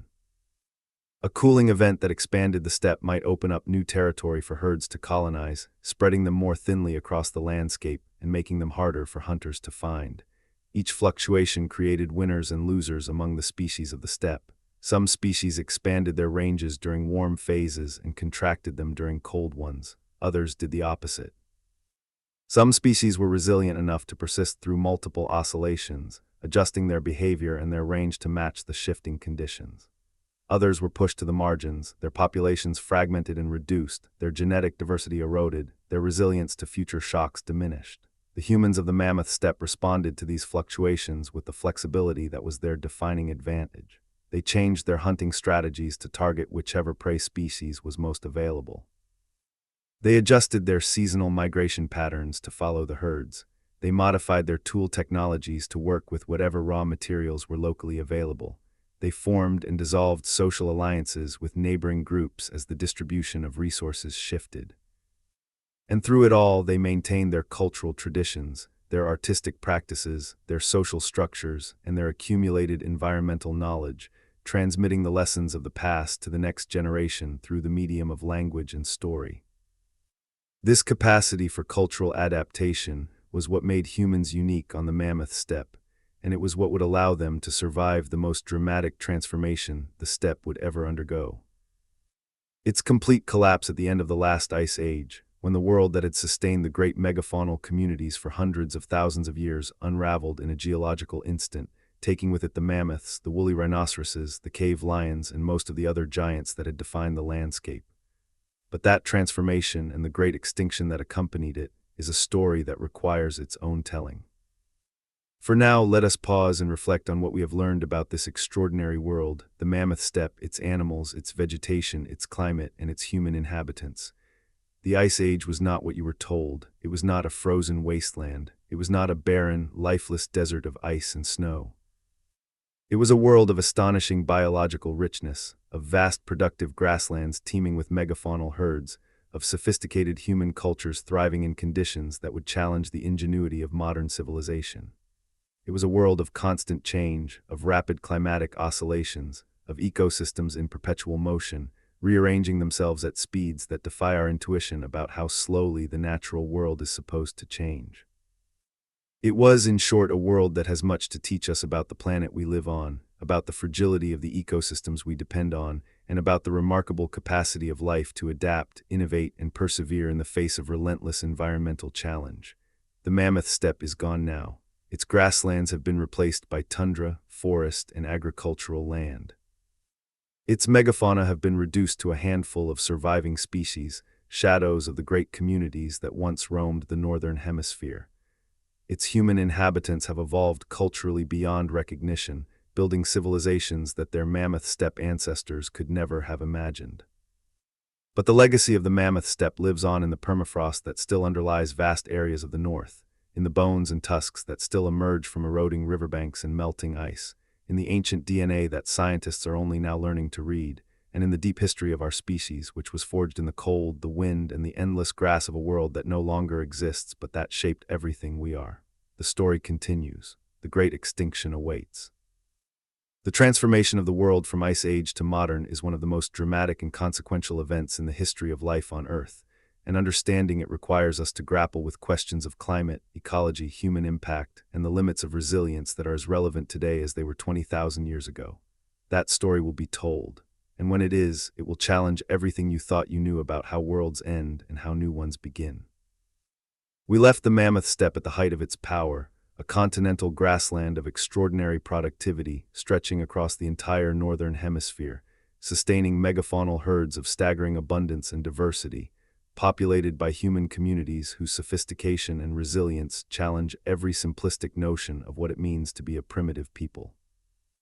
We left a world in motion, constantly shifting, constantly reorganizing itself in response to the rhythms of climate and ecology that had governed life on this planet for millions of years. Now we must follow that world to its end. The story of how the Mammoth Steppe collapsed, how the great megafaunal community it sustained disappeared, and how the modern world emerged from the wreckage of the Ice Age is one of the most compelling and most bitterly contested stories in all of science. It involves climate change on a planetary scale, the spread of a single predatory species across the globe, the unraveling of ecosystems that had persisted for hundreds of thousands of years, and the emergence of a new world order, biological and eventually cultural, that set the stage for everything that came after. It is also a story about detective work, about how scientists piece together the events of the distant past from fragmentary, incomplete, and sometimes contradictory evidence, and about how our understanding of those events continues to evolve as new techniques reveal new layers of complexity beneath what once seemed like a simple narrative. The simple narrative went something like this: the Ice Age ended, the climate warmed. The mammoths and their companions could not adapt to the warmer world and went extinct. Case closed. But as with everything about the Ice Age, the reality is vastly more complicated, more nuanced, and more interesting than that. The termination of the last Ice Age was not a gradual, smooth transition from cold to warm. Like the Ice Age itself, it was punctuated, abrupt, and full of reversals and complications. The process began tentatively around 19,000 years ago, when the orbital configuration of the Earth began shifting in ways that increased summer sunlight at high northern latitudes. The ice sheets, which had reached their maximum extent roughly 26,000 to 19,000 years ago, began to retreat, but the retreat was not steady. It was interrupted by reversals, episodes in which the warming trend halted or reversed and the ice temporarily re-advanced. The most dramatic of these reversals was the Younger Dryas, a sudden, severe cold event that struck approximately 12,900 years ago and lasted roughly 1,200 years before ending just as abruptly as it had begun. The Younger Dryas brought conditions almost as severe as the glacial maximum back to much of the northern hemisphere, halting the retreat of the ice sheets, killing off newly established vegetation communities, and dramatically altering the distribution of animals and humans across the landscape. The cause of the Younger Dryas is debated, but the leading hypothesis again involves the disruption of the Atlantic meridional overturning circulation. As the Laurentide ice sheet over North America began to melt, enormous quantities of fresh water were released into the North Atlantic through a series of catastrophic floods. The most dramatic of these events may have involved the sudden drainage of glacial Lake Agassiz, a vast meltwater lake that had accumulated behind the retreating ice sheet and covered an area larger than all of the modern Great Lakes combined. When the ice dam containing this lake failed, the resulting flood poured billions of cubic meters of fresh water into the North Atlantic in a geological instant, diluting the surface salinity, inhibiting the sinking of surface water, and effectively shutting down the ocean's heat pump. The result was a rapid return to near glacial conditions across the North Atlantic region and beyond. Temperatures over Greenland dropped by more than 10 degrees Celsius within decades. Vegetation communities that had begun re-establishing themselves on recently deglaciated land were killed back. Animal populations that had begun expanding their ranges northward were forced to retreat, and humans who had been adapting to the changing conditions of the early warming period suddenly found themselves coping with a renewed cold snap that challenged everything they had developed in the preceding centuries. But the Younger Dryas ended just as abruptly as it had begun. Around 11,700 years ago, the Atlantic overturning circulation restarted, warmth flooded back into the North Atlantic region, and the deglaciation resumed with renewed vigor. The speed of the final warming is almost incomprehensible in human terms. Ice core records from Greenland indicate that temperatures over the island rose by roughly 10 degrees Celsius in the space of a decade or less. Pollen records from across Europe show that vegetation communities changed dramatically within human lifetimes, with tundra giving way to shrubs and then to forest within a few generations. This was the beginning of the Holocene, the warm period in which we still live today, and it was the end of the Mammoth Steppe. The relationship between the end of the Ice Age and the extinction of the Mammoth Steppe megafauna is one of the most intensely studied and most bitterly argued questions in all of paleontology and archaeology. For decades, the scientific community was divided into two camps, each convinced that it had the right answer and each dismissive of the other's evidence. The first camp argued for climate change as the primary driver of extinction. The warming and moistening of the climate at the end of the Ice Age, they argued, destroyed the Mammoth Steppe ecosystem that had sustained the megafaunal community. As the cold, dry grassland was replaced by tundra, forest, and wetland, the food sources on which the large herbivores depended shrank and disappeared. Populations fragmented, isolated by expanding forests and changing landscapes. Genetic diversity eroded. Populations that had once numbered in the millions were reduced to small, isolated remnants that could not survive environmental fluctuations or demographic accidents. Extinction was the inevitable result of ecological displacement, not human predation. The second camp argued for human hunting as the primary driver, a hypothesis given its most forceful expression by the paleontologist Paul Martin in his overkill theory, proposed in the 1960s and developed over subsequent decades. Martin argued that the coincidence between the arrival of human hunters in previously unoccupied regions and the subsequent extinction of the local megafauna was too consistent and too dramatic to be explained by climate alone. In Africa and Eurasia, where megafauna had co-evolved with hominins for millions of years and had learned to fear them, extinctions were relatively modest. But in Australia, where modern humans arrived roughly 50 to 65,000 years ago, and in the Americas, where they arrived sometime after 15,000 years ago, the extinctions were catastrophic, wiping out the vast majority of the megafaunal species within a relatively short time of human arrival. This pattern, Martin argued, was the signature of a naive megafauna encountering a novel, devastatingly effective predator for the first time. Animals that had never been hunted by beings capable of long-range throwing weapons, coordinated group hunting, and systematic landscape-scale manipulation were essentially defenseless. Their slow reproductive rates, their tendency to cluster in predictable locations, and their lack of fear of the strange bipedal hunters made them extraordinarily vulnerable. A small founding population of human hunters could, through the relentless pressure of sustained hunting over generations, reduce a megafaunal population to extinction, even if each individual hunting band killed only a handful of animals per year. The debate between these two camps dominated the field for decades and generated more heat than light, largely because both sides were, to some extent, arguing past each other. The climate change camp focused on ecological processes and largely ignored the timing and pattern of extinctions relative to human arrival. The overkill camp focused on human agency and sometimes underplayed the genuine ecological disruption caused by climate change. The resolution that has emerged from more recent research is more sophisticated than either original hypothesis, and it does justice to the genuine complexity of the situation.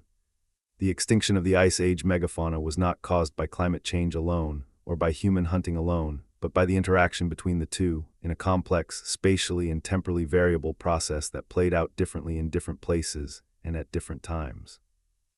To understand how this interaction worked, we need to think carefully about what the transition from the Ice Age to the Holocene actually meant for the animals of the Mammoth Steppe, because the simple story "it got warmer" that was bad for cold-adapted animals is both true and profoundly misleading at the same time. It is true that the woolly mammoth was adapted to cold conditions and that a warming climate would have been physiologically challenging. But mammoths had survived multiple previous warming cycles, including the interglacial periods that punctuated the Ice Age. The last interglacial, which occurred roughly 125,000 years ago and was warmer than the Holocene in some respects, did not extinguish the mammoth. The mammoths survived it and persisted into the subsequent glacial period. So why did they not survive the warming at the end of the last Ice Age? The answer is that this warming was different, not just in its physical parameters, but in its biological context. In previous interglacials, the mammoths faced warming alone, without the additional pressure of efficient human hunters pursuing them across their shrinking steppe habitat. In the Holocene, they faced warming together with that pressure, and the combination proved fatal. The ecological mechanism was as follows. As the climate warmed and moistened, the mammoth steppe began to fragment. The continuous carpet of cold, dry grassland that had covered the northern hemisphere was broken up by expanding areas of tundra, forest, and wetland. Mammoth populations, which had been connected across vast distances by the continuous steppe, were split into smaller, isolated groups by these expanding barriers. Each isolated group was effectively a population island, cut off from the gene flow and demographic support that had previously kept populations stable. Isolated populations are inherently more vulnerable to extinction than connected ones. They are more susceptible to the effects of inbreeding, which reduces genetic diversity and increases the frequency of deleterious genetic variants. They are more vulnerable to demographic accidents, random fluctuations in birth and death rates that can, in a small population, cause a downward spiral toward extinction, even in the absence of any environmental change. And they are more vulnerable to local catastrophes, a severe winter, a disease outbreak, a period of drought that might be survived by a large connected population but could wipe out a small isolated remnant. Into these already stressed and fragmented populations came human hunters, efficient, organized, and hungry. The additional mortality imposed by even modest levels of hunting on a population that was already declining due to habitat loss and fragmentation could be enough to tip it over the edge. A population that was barely sustaining itself, replacing just enough calves each year to offset natural mortality, could not absorb additional losses to hunters. The combination of climate-driven habitat fragmentation and human predation created a double jeopardy situation that neither factor alone could have produced. This synergistic extinction process, where climate change and human hunting interact to produce outcomes more severe than either alone would cause, is supported by detailed modeling studies that have used demographic data from living large mammals to simulate the population dynamics of extinct species. These models consistently show that the rates of habitat loss observed during the deglaciation, combined with realistic estimates of human hunting pressure, are sufficient to drive extinct species like the mammoth to extinction within the observed timeframes, while neither factor alone produces extinction as rapidly. The models also make predictions that can be tested against the fossil record. If the double jeopardy hypothesis is correct, extinctions should have occurred earliest in areas where humans arrived soonest and where habitat change was most severe.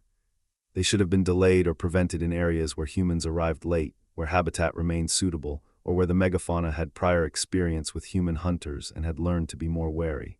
And the record, while imperfect and incomplete, is broadly consistent with these predictions. The timing of individual species extinctions reveals the staggered, complex character of the extinction process in ways that immediately challenge any simple, single-cause narrative. Different species disappeared at different times in different places under different circumstances. Some went extinct tens of thousands of years ago. Others persisted into the Holocene, some even surviving long after the end of the Ice Age before finally succumbing. And a few Ice Age megafaunal species survive to this day, either because they were adaptable enough to thrive in the new conditions, or because they managed to persist in refugia where the combination of suitable habitat and reduced human pressure allowed their populations to hang on. The woolly rhinoceros is one of the earliest casualties of the deglaciation. Its remains become increasingly rare in the fossil record from around 14,000 years ago, and it appears to have gone extinct by roughly 10,000 years ago, possibly earlier. The woolly rhinoceros was perhaps the most ecologically specialized of all the Mammoth Steppe megafauna, with its flat-horned snow-sweeping behavior and its apparent dependence on open, productive grassland. As the steppe fragmented and shrub tundra replaced open grassland across much of its range, the rhinoceros had few options for adaptation. Its large body size and slow reproductive rate, a single calf every few years, meant that populations could not recover quickly from hunting pressure or climatic setbacks. The cave lion persisted somewhat longer than the woolly rhinoceros, with the latest well-dated remains coming from sites in Eurasia dating to around 13,000 years ago. The cave lion's demise is closely correlated with the decline of the large herbivore herds on which it depended. As mammoth, horse, and bison populations contracted, the ecological base that had sustained populations of apex predators like the cave lion became insufficient. The cave lion was a top-down casualty, its extinction driven not by direct human persecution or climate change but by the loss of its prey base, itself a consequence of the double jeopardy process. Cave hyenas followed a similar trajectory, persisting in Europe until roughly 11,000 years ago before disappearing from the continent entirely. Cave bears, the massive vegetarians that had denned in limestone caverns across Europe for hundreds of thousands of years, went extinct around 24,000 years ago, during the coldest phase of the last glacial maximum, possibly pushed to extinction by competition with human hunters for the cave denning sites that both species needed. The woolly mammoth story is one of the most fascinating and poignant of all the Ice Age extinctions, because it was not a simple, clean disappearance but a complex, drawn-out process that involved multiple population contractions, refugial persistence, and in at least one case, a remarkable island survival that outlasted the continental extinction by thousands of years. The continental mammoth population of Eurasia experienced a dramatic decline beginning around 14,000 years ago, coinciding with the onset of the Balling-Allerod warm period, a significant warming event that preceded the Younger Dryas cold reversal. This warm period drove rapid expansion of tundra and forest at the expense of the Mammoth Steppe, fragmenting mammoth populations across their vast range. The subsequent younger Dryas cold snap temporarily reversed this process, allowing some recovery of steppe habitats and mammoth populations, but the final warming of the early Holocene was too severe and too sustained to be weathered. By around 10,000 years ago, mammoths had disappeared from mainland Eurasia, but the story was not yet over. On Wrangel Island, a remote island in the Arctic Ocean off the northeastern coast of Siberia, a small population of mammoths persisted in isolation for an astonishing 4,000 additional years, finally going extinct around 3,700 years ago. This was not the distant past of deep prehistory. By the time the last Wrangel Island mammoths died, the great pyramid complexes of ancient Egypt had already been standing for centuries. The Wrangel Island mammoths are one of the most remarkable evolutionary stories of the late Ice Age. Cut off from the mainland by rising sea levels as the continental shelves flooded, the island population evolved in isolation, developing a suite of characteristics associated with island dwarfism, the tendency for large mammals on islands to evolve smaller body sizes over generations due to the limited food resources of island environments. The Wrangel mammoths were noticeably smaller than their mainland ancestors, and genetic analysis has revealed that their long isolation produced numerous genetic changes, some of them potentially associated with physiological problems caused by inbreeding in a small population. The genetic evidence from Wrangel Island mammoths also provides a window into the final stages of the extinction process. Analysis of their DNA has revealed the accumulation of potentially deleterious mutations that would normally be weeded out by natural selection in a large population, but can accumulate in small, inbred populations where the effectiveness of selection is reduced. This genomic erosion, sometimes called mutational meltdown, may have contributed to the eventual extinction of the Wrangel population, compounding whatever environmental or human pressures may also have been operating. The absence of human artifacts at Wrangel Island during the period of mammoth occupation suggests that the mammoths there did not face the additional pressure of hunting until very close to the end. The ultimate cause of the Wrangel Island extinction may have been a single catastrophic event, a disease outbreak, an extreme weather event, or the arrival of a very small human population on the island, any of which could have wiped out a small, genetically compromised, isolated population quickly and completely. The fate of the steppe bison is another instructive case study in the complexity of megafaunal extinction. Unlike the mammoth and the woolly rhinoceros, the bison did not go extinct. But the steppe bison, Bison priscus, did disappear, replaced by the modern species, Bison bonasus in Europe and bison in Asia. This transition was not as simple as one species replacing another. It was a complex process involving population fragmentation, hybridization, and adaptive evolution in the face of changing environments.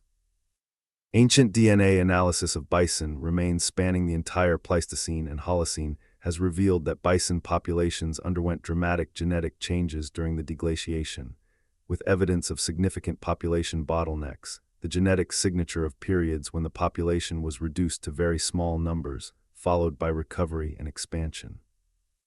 These bottlenecks left their mark in the reduced genetic diversity of modern bison populations compared to their Pleistocene ancestors, a legacy of the near-extinction events they survived. The bison's survival, where the mammoths failed, is likely due to several ecological differences between the two species.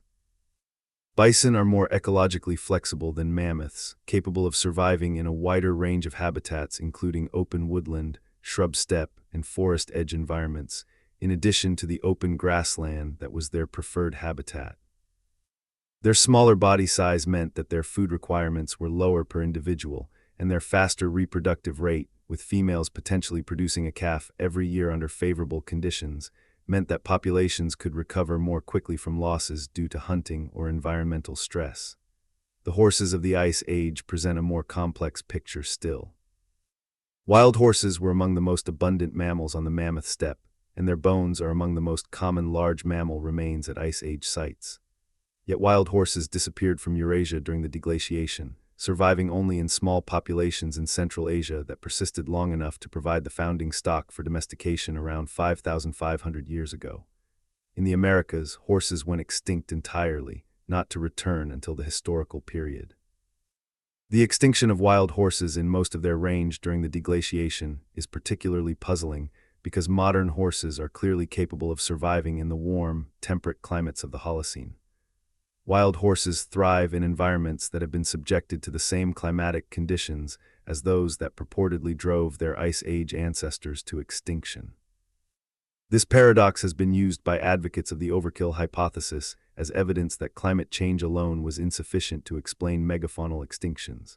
If the climate of the Holocene was unsuitable for horses, why are there horses today? The resolution of this paradox requires acknowledging the difference between what an animal can survive and what a population can survive in the face of multiple simultaneous pressures.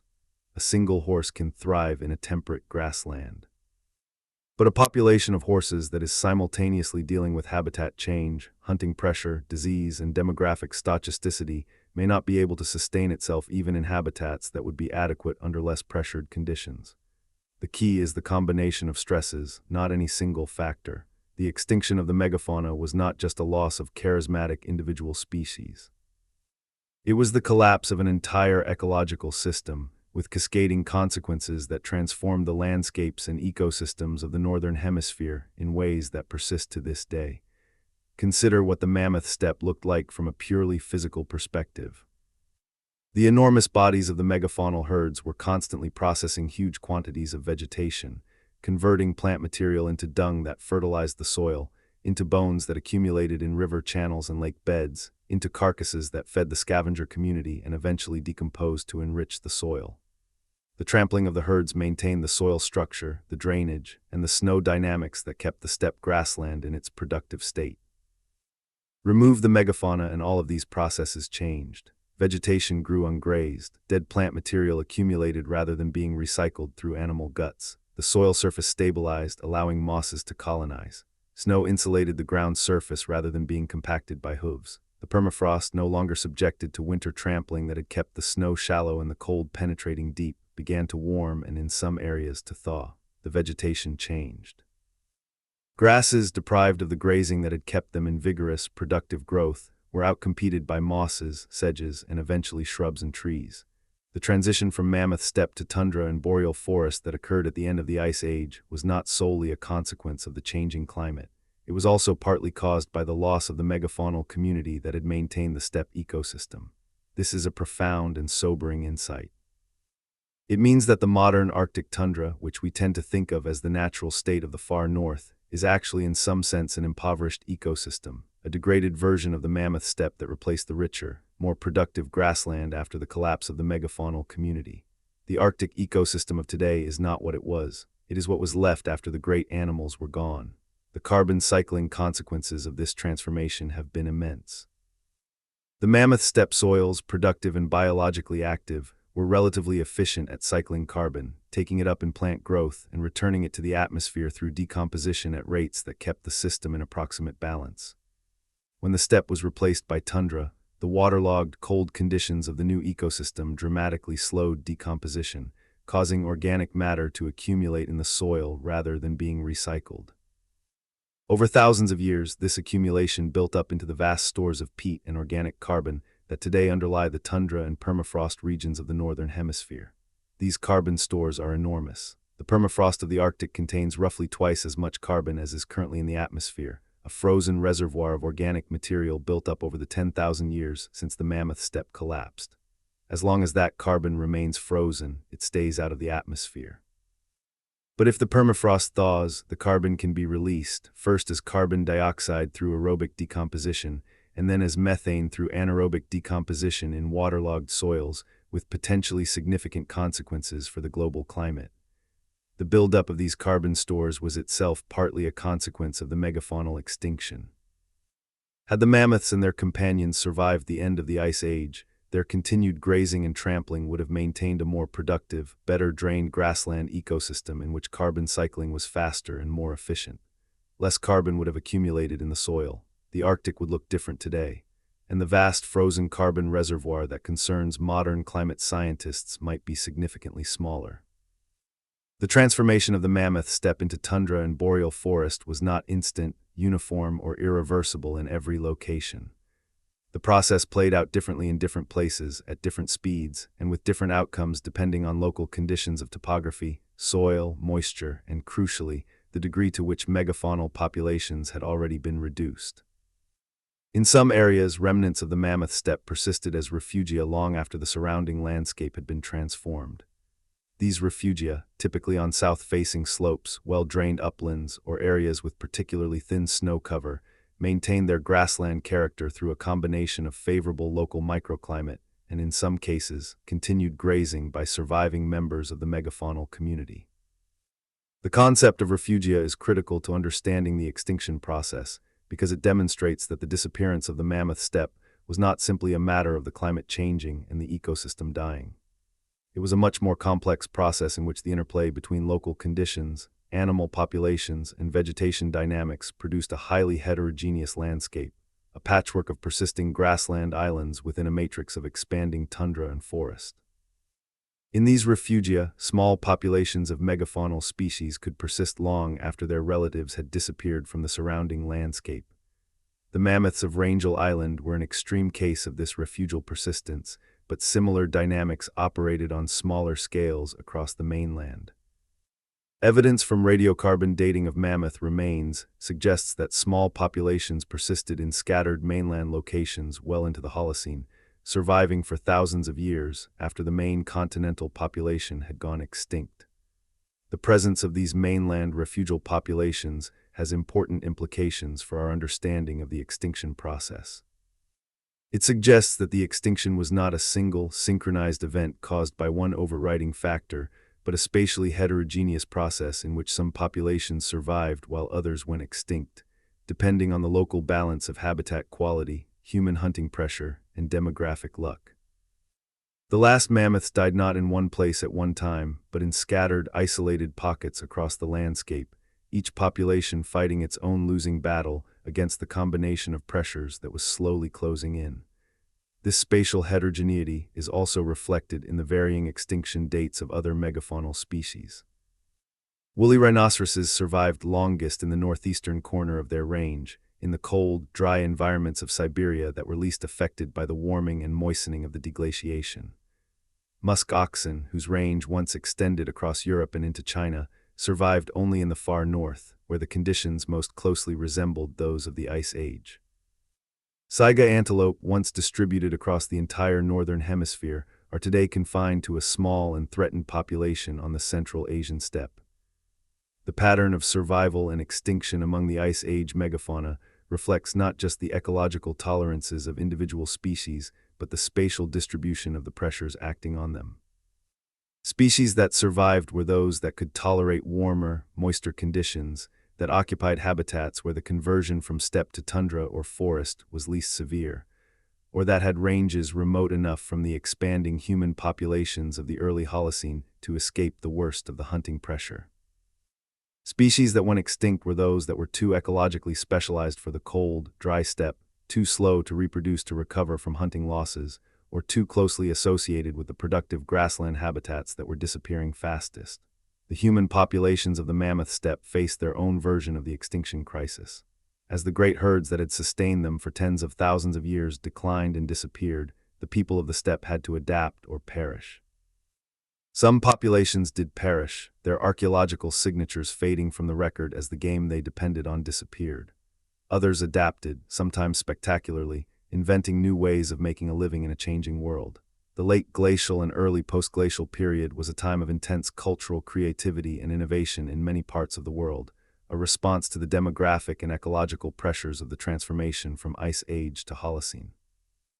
The development of microlith technology, tiny, geometrically shaped stone blades that could be hafted in wood or bone to create composite tools of unprecedented versatility, was one response to the new challenges of a more forested, more heterogeneous landscape, where the old mass hunting strategies for open steppe megafauna were no longer viable. The shift from large, spear-hunting megafaunal prey to smaller, more elusive prey required new hunting strategies and new weapons. The development of the bow and arrow, which appears to have occurred in the late Upper Paleolithic or Mesolithic, was a revolution in hunting technology that made it possible to hunt efficiently in forested environments where mammoths and bison no longer roamed. The silent, ranged precision of the bow allowed hunters to target individual deer, wild pigs, and aurochs from concealment, a very different kind of hunting from the communal drives and mass kills of the Mammoth Steppe era. Fishing, which had been a secondary food source for most Mammoth Steppe populations, became increasingly important as the warming climate created more rivers, lakes, and coastal environments teeming with fish. Salmon runs, in particular, provided a concentrated seasonal food source of extraordinary productivity that some populations learned to exploit with dedicated net and weir technology, creating local food surpluses that could sustain larger, more sedentary communities.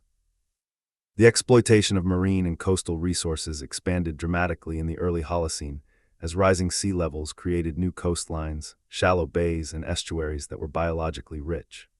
Shell middens, the accumulated refuse heaps of coastal communities, appear at numerous sites around the world during the early Holocene, documenting a significant shift toward marine food sources in response to the loss of the megafaunal prey that had previously formed the backbone of the diet. These adaptive shifts were not just technological, they were social and cultural as well.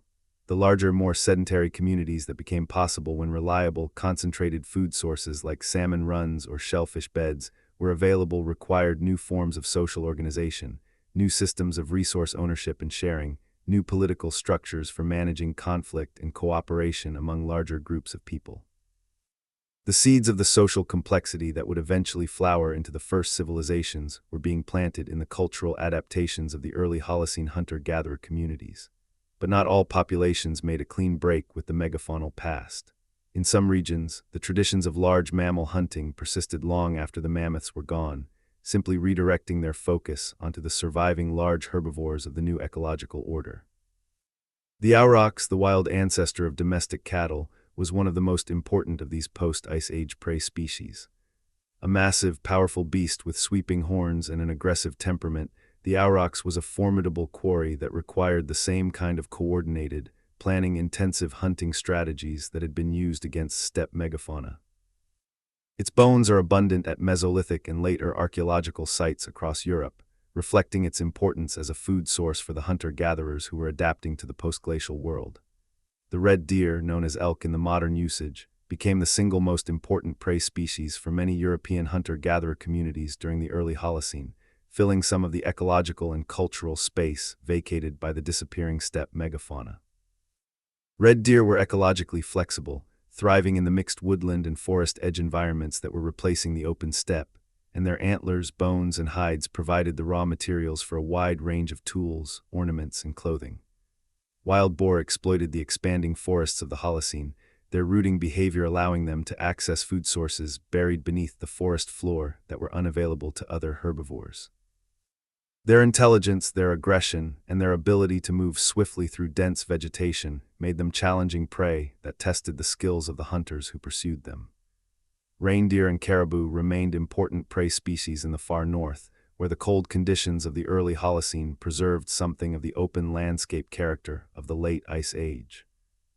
Reindeer hunters of the late glacial and early post-glacial period in northern Europe and Siberia continued to practice the mass hunting strategies of their Mammoth Steppe predecessors, intercepting migrating herds at river crossings and driving them into killing grounds where large numbers could be taken in a single operation.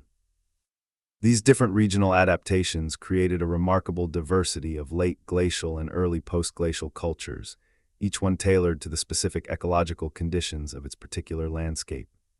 The cultures of the Atlantic coastline, exploiting the rich marine environments of the new Holocene seas, were fundamentally different from the cultures of the continental interior, hunting reindeer and horse on the shrinking steppe remnants.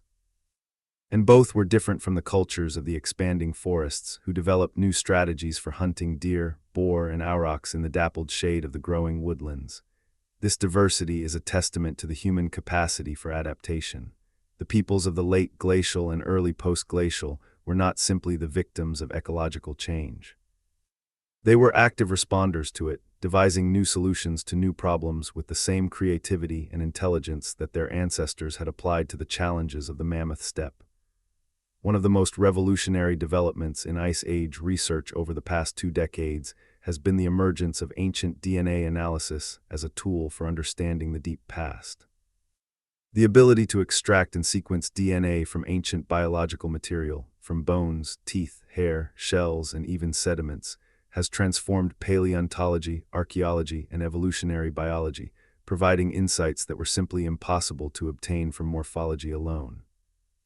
The first ancient DNA extractions from Ice Age specimens were modest affairs by modern standards, producing short sequences of mitochondrial DNA that provided limited information about phylogenetic relationships and population history. But improvements in sequencing technology, particularly the development of high-throughput or next-generation sequencing methods, have made it possible to read entire genomes from ancient specimens, even those that are tens of thousands of years old and preserved in less than ideal conditions. The information contained in these ancient genomes is extraordinary. They reveal population structure, showing how the Ice Age world was divided into genetically distinct populations separated by geographic barriers, ecological boundaries, or simply the vast distances of the steppe. They record population history, with the signatures of expansions and contractions, bottlenecks and founder effects, written in the patterns of genetic variation preserved in ancient DNA. They capture episodes of gene flow between populations, revealing contacts and interactions that leave no trace in the archaeological record. And they allow direct comparisons between ancient and modern populations, quantifying the genetic changes that have occurred over thousands of years. For the megafauna, ancient DNA has provided a detailed picture of how populations responded to the climatic oscillations of the Ice Age and the eventual stresses of the deglaciation. Woolly mammoth genomes have been sequenced from multiple individuals spanning tens of thousands of years, revealing a complex history of population fluctuations, local extinctions and recolonizations, and the progressive genetic erosion of the Rangel Island population in its final isolated millennia. Cave lion genomes have revealed unexpected relationships to modern lion populations and have provided information about the population structure of this widespread species across its enormous Eurasian range. Cave bear genomes have shed light on the evolutionary relationships among the multiple cave bear species and have revealed episodes of hybridization with brown bears that blurred the genetic boundaries between these distinct lineages. The ancient DNA revolution has also fundamentally transformed our understanding of human prehistory in the Ice Age and its aftermath. The sequencing of ancient human genomes from across Eurasia has revealed a pattern of human population history far more complex than anyone had imagined from the archaeological record alone. It has revealed that the living populations of Eurasia are not simple, direct descendants of the Upper Paleolithic inhabitants of the same regions. Instead, they are the products of multiple waves of migration, replacement, and admixture, with some ancient populations leaving no detectable genetic legacy in modern humans. The ancient DNA evidence has revealed, for example, that the Upper Paleolithic inhabitants of Western Europe were largely replaced by new populations that expanded from the east during the warming of the early Holocene, who were themselves later partially replaced by farming populations from southwestern Asia and by steppe pastoralists from the east. The modern populations of Europe carry the genetic legacies of all these migrations, blended in different proportions depending on geography, but the connection to the original Mammoth Steppe hunters of the Upper Paleolithic is thinner than the cultural connection might suggest. Perhaps the most exciting recent development in Ice Age research is the extraction and analysis of ancient environmental DNA, or eDNA, from sediment samples collected from caves, lake beds, and permafrost. This technique allows researchers to detect the presence of organisms in a past environment even when those organisms left no bones, shells, or other macroscopic remains in the sediment. The principle is straightforward. Every organism sheds DNA into its environment through skin cells, feces, urine, mucus, and other biological products. In the right conditions, this environmental DNA can be preserved in sediments for tens of thousands of years, long after the organisms themselves have died and their tissues have decomposed. By extracting and sequencing this ancient eDNA, researchers can reconstruct the biological community present at a site in the past, detecting species that would otherwise have left no trace in the archaeological or paleontological record. The applications of sedimentary eDNA to Ice Age research are transformative. At cave sites, eDNA extracted from sediment layers can detect the presence of hominin species, mammoths, cave lions, and hundreds of plant species in the same samples, providing a comprehensive snapshot of the biological community associated with each stratigraphic layer. At lake sites, eDNA from core samples spanning thousands of years allows researchers to track the changing composition of the surrounding biological community through time, watching in molecular detail as the Mammoth Steppe fauna and flora were replaced by the Holocene community. One of the most dramatic applications of sedimentary eDNA has been the detection of Neanderthal and Denisovan DNA in cave sediments from sites where no hominin bones have been found.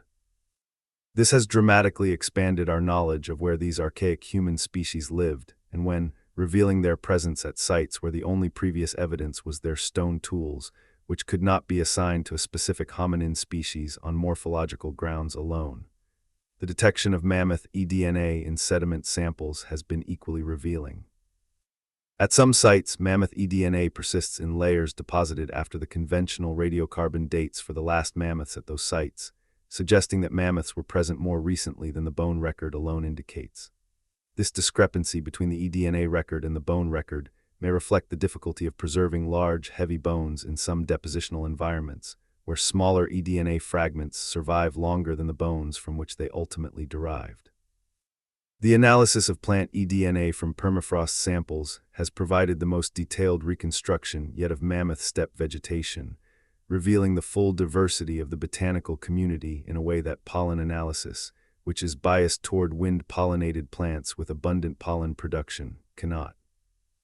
The permafrost eDNA records show a plant community of remarkable richness, with dozens of grass and herb species growing alongside occasional tree and shrub taxa, a diversity that confirms the productive, multi-species character of the Mammoth Steppe ecosystem. The eDNA revolution is still in its early stages. New methods for extracting DNA from increasingly degraded and contaminated samples are being developed constantly, extending the temporal range of the technique and improving the sensitivity and accuracy of the results.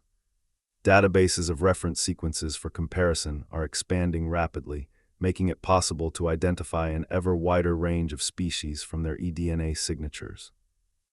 And the bioinformatic tools for analyzing the complex mixtures of DNA present in environmental samples are becoming more sophisticated, allowing researchers to tease apart the signals from different species, even when those signals are overlapping and fragmentary.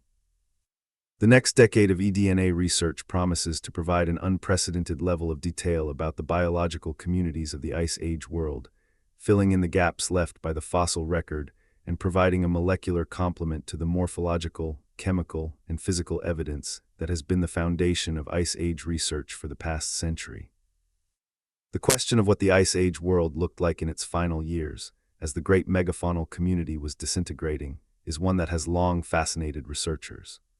What was it like to be alive in the late glacial world, watching the familiar animals of the steppe become rarer and rarer, the herds thinner and more scattered, the landscape changing around you in ways that must have seemed mysterious and threatening to people who had no way of understanding the geological forces driving the change?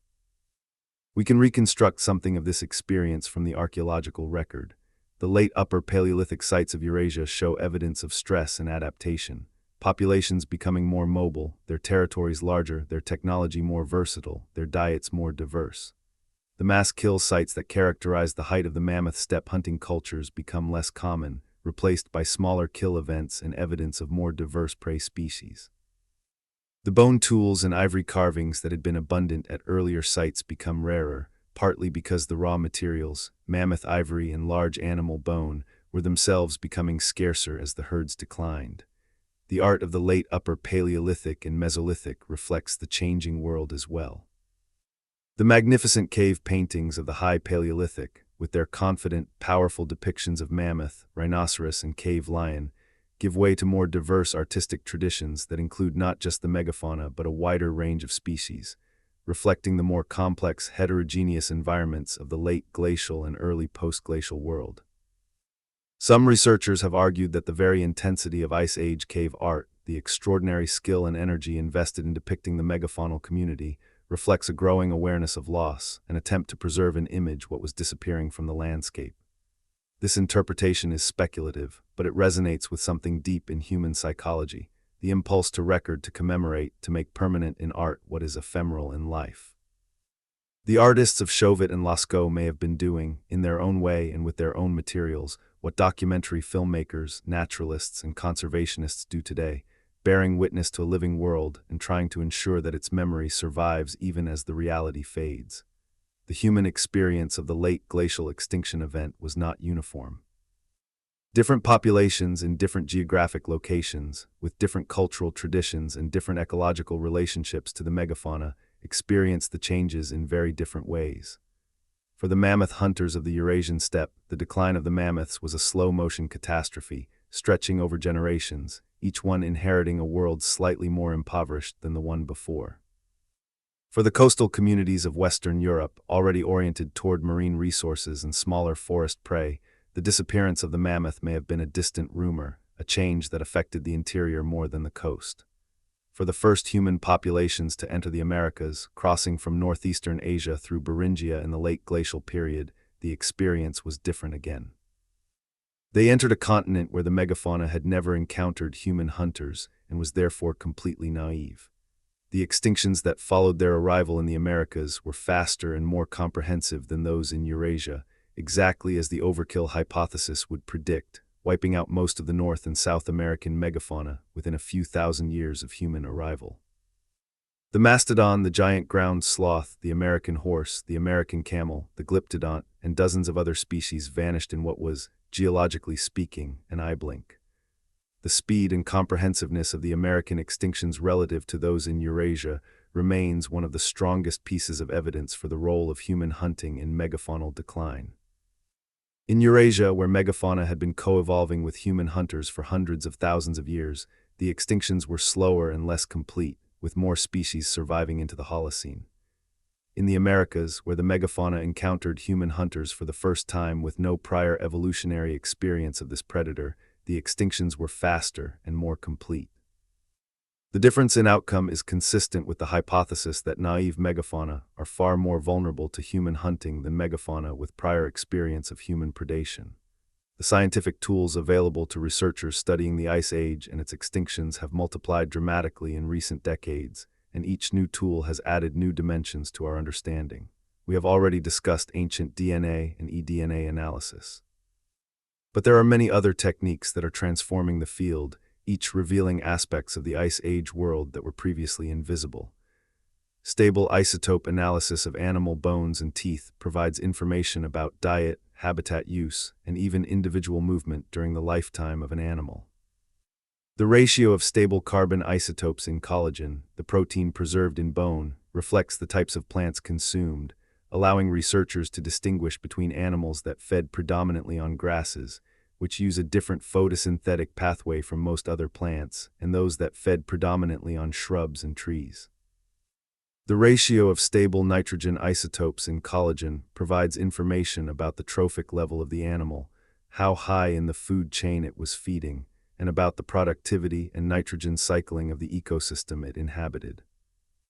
Strontium isotope ratios in tooth enamel record the geological characteristics of the rocks and soils in the area where an individual was born and raised, because strontium is incorporated into growing enamel from the local water and food supply, and then locked in place when the enamel mineralizes. By comparing the strontium signature of a tooth with the geological characteristics of different areas, researchers can sometimes determine whether an individual was born locally or had migrated from elsewhere during its lifetime. These isotopic analyses have revealed some remarkable individual life histories. Mammoth teeth from sites in Central Europe have shown strontium signatures inconsistent with local geology, indicating that these individuals were born hundreds of kilometers away and had migrated to their eventual resting place. Other individuals show complex strontium profiles through the length of their tusks, which record years or decades of continuous growth, revealing detailed movement histories that track the seasonal migrations of individual animals across the landscape. Geometric morphometrics, the mathematical analysis of shape, applied to Ice Age animal remains, has provided new insights into the within-species variation and population differentiation of extinct megafauna. By analyzing the shapes of bones, teeth, and horns from many individuals across a species range, researchers can identify populations that were morphologically distinct from one another, reflecting genetic isolation and independent evolutionary trajectories. This kind of analysis has revealed, for example, that mammoths in different parts of their range were not a single, uniform population, but a collection of regionally differentiated groups, each with its own slightly different morphology, reflecting its own evolutionary history and local adaptation. The application of these morphometric techniques to the fossil record across time has also allowed researchers to track evolutionary change within Ice Age megafaunal lineages, documenting how species changed in size, shape, and apparent ecology in response to the climatic fluctuations of the Pleistocene.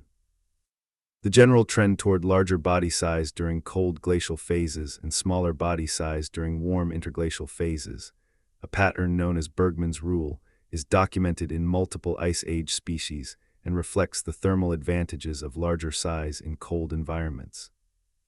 Dental microwear and mesowear analysis, the study of the microscopic and macroscopic wear patterns on the chewing surfaces of herbivore teeth, provides detailed information about diet that complements and extends the isotopic evidence.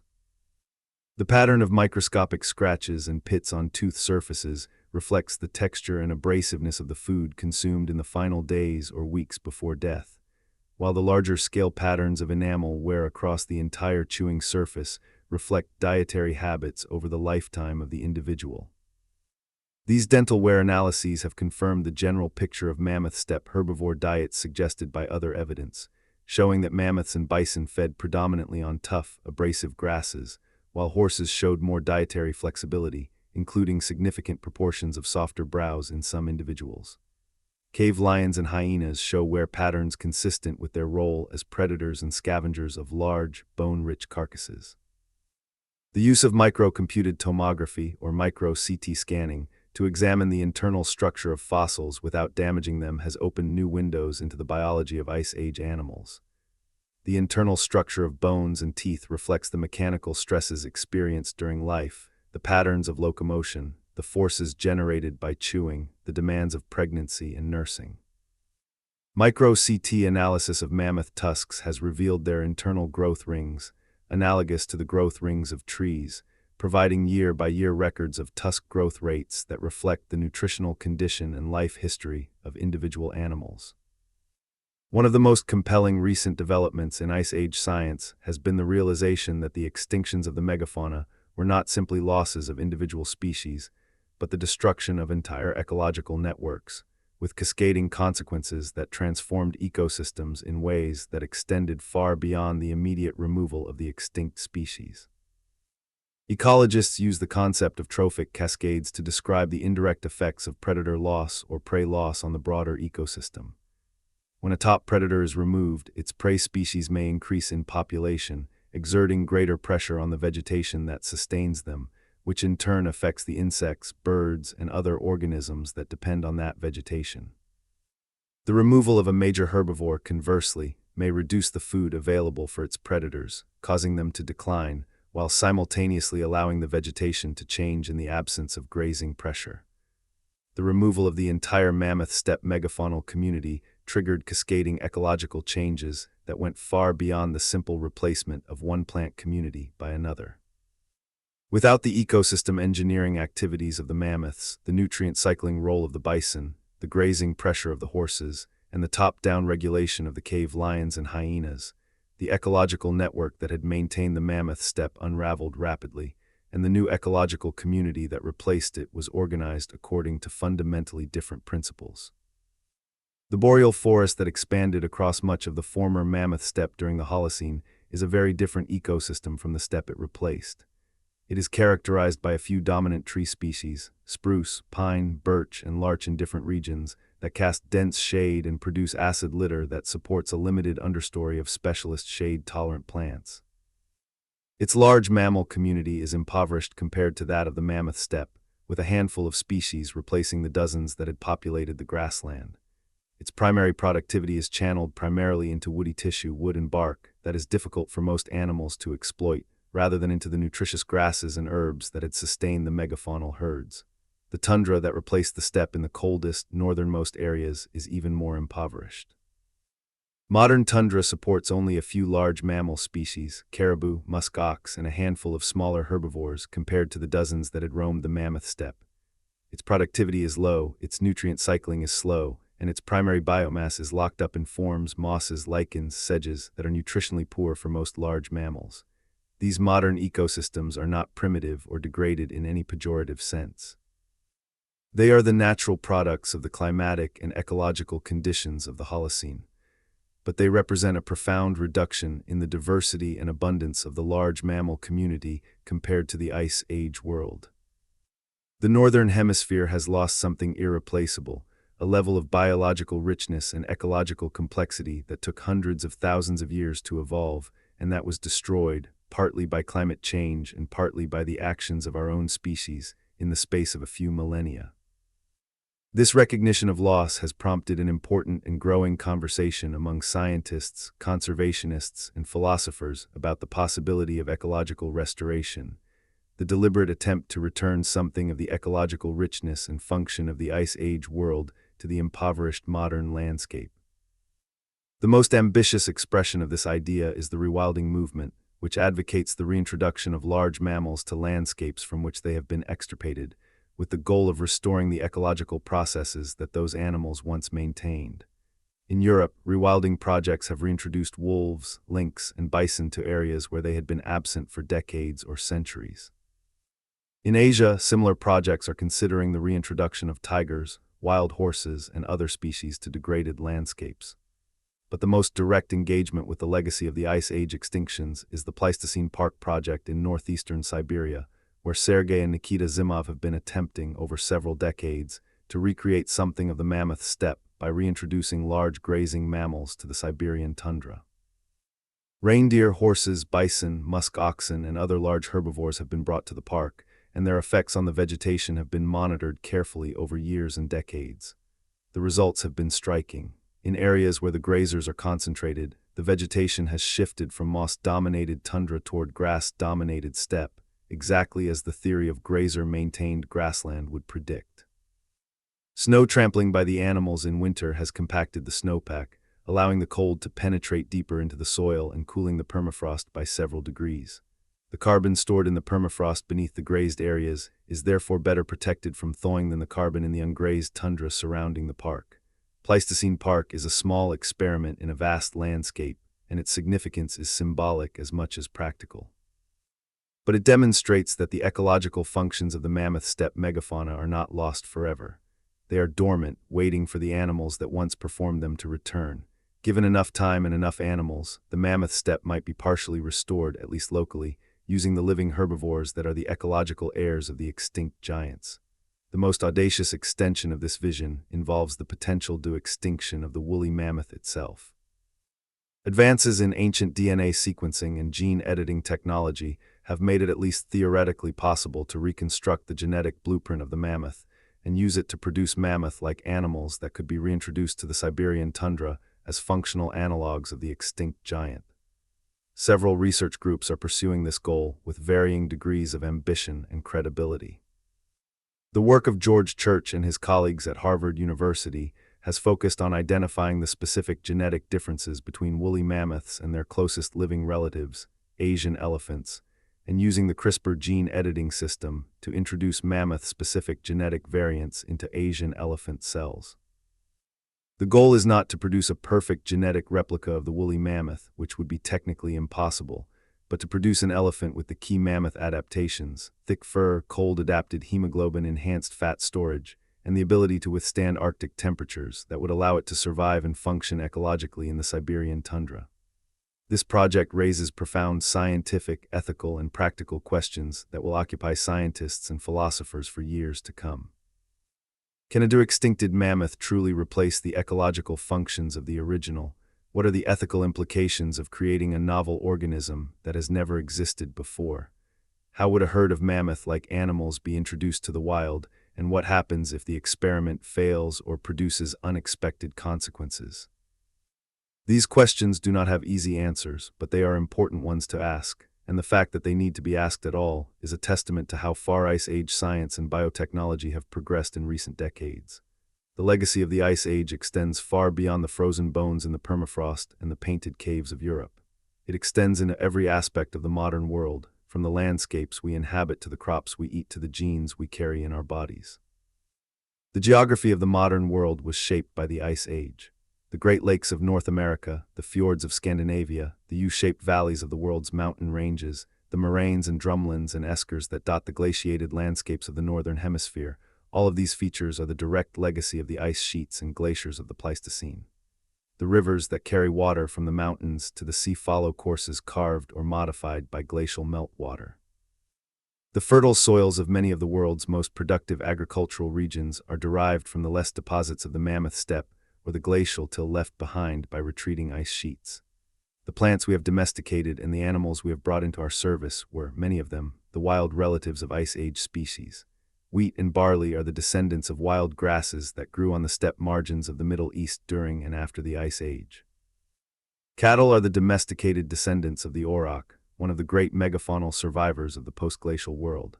Horses, domesticated from the wild horse populations of the Central Asian steppe, were the ecological heirs of the Ice Age steppe horses that had been a mainstay of human hunters for tens of thousands of years. Even our domestic dogs are descended from wolves that were tamed, or that tamed themselves, in close association with the hunting camps of the late Paleolithic. Our own genomes carry the marks of the Ice Age in ways that researchers are only beginning to fully understand. The variants in our DNA that influence our tolerance of cold temperatures, our ability to metabolize the high-fat diets of hunter-gatherers, our immune responses to the pathogens of cold environments, all of these reflect the selective pressures of the Ice Age world acting on our ancestors over thousands of generations. Some of these adaptations are visible in modern human populations that have maintained connections to cold environments: the Inuit genetic variants for metabolizing whale and seal fat, the Tibetan variants for thriving at high altitude, the Northern European adaptations for producing vitamin D in low light conditions. Even our social instincts, our tendency to cooperate in groups, to share food, to care for the sick and elderly, to form strong emotional bonds with familiar individuals and distrust of strangers, may in part be legacies of the Ice Age social world, where group cooperation was essential for survival, and where the ability to maintain strong social bonds within the hunting band was a matter of life and death. The scientific understanding of the Ice Age continues to advance, driven by new technologies, new analytical methods, and new theoretical frameworks that are revealing ever greater complexity in a world that we once thought we understood. Each decade of research has overturned assumptions that seemed secure and revealed depths of complexity that were previously invisible. The integration of different scientific disciplines, paleontology, archaeology, genetics, isotope geochemistry, palynology, remote sensing, and computational modeling, is producing a more holistic and more accurate picture of the Ice Age world than any single discipline could achieve. The days when Ice Age research was the exclusive domain of geologists measuring sediment layers and paleontologists cataloging bone assemblages are long past. Today, the Ice Age is studied by an interdisciplinary community that brings the tools of 21st century science to bear on questions about a world that ended 10,000 years ago. The questions that remain unanswered are numerous and profound. We still do not fully understand the relative contributions of climate change and human hunting to megafaunal extinctions in different regions at different times. We still do not have a complete picture of the genetic diversity and population structure of many extinct Ice Age species. We still do not fully understand the feedbacks between megafaunal grazing, vegetation change, permafrost dynamics, and carbon cycling that govern the transformation from Mammoth Steppe to modern tundra and boreal forest.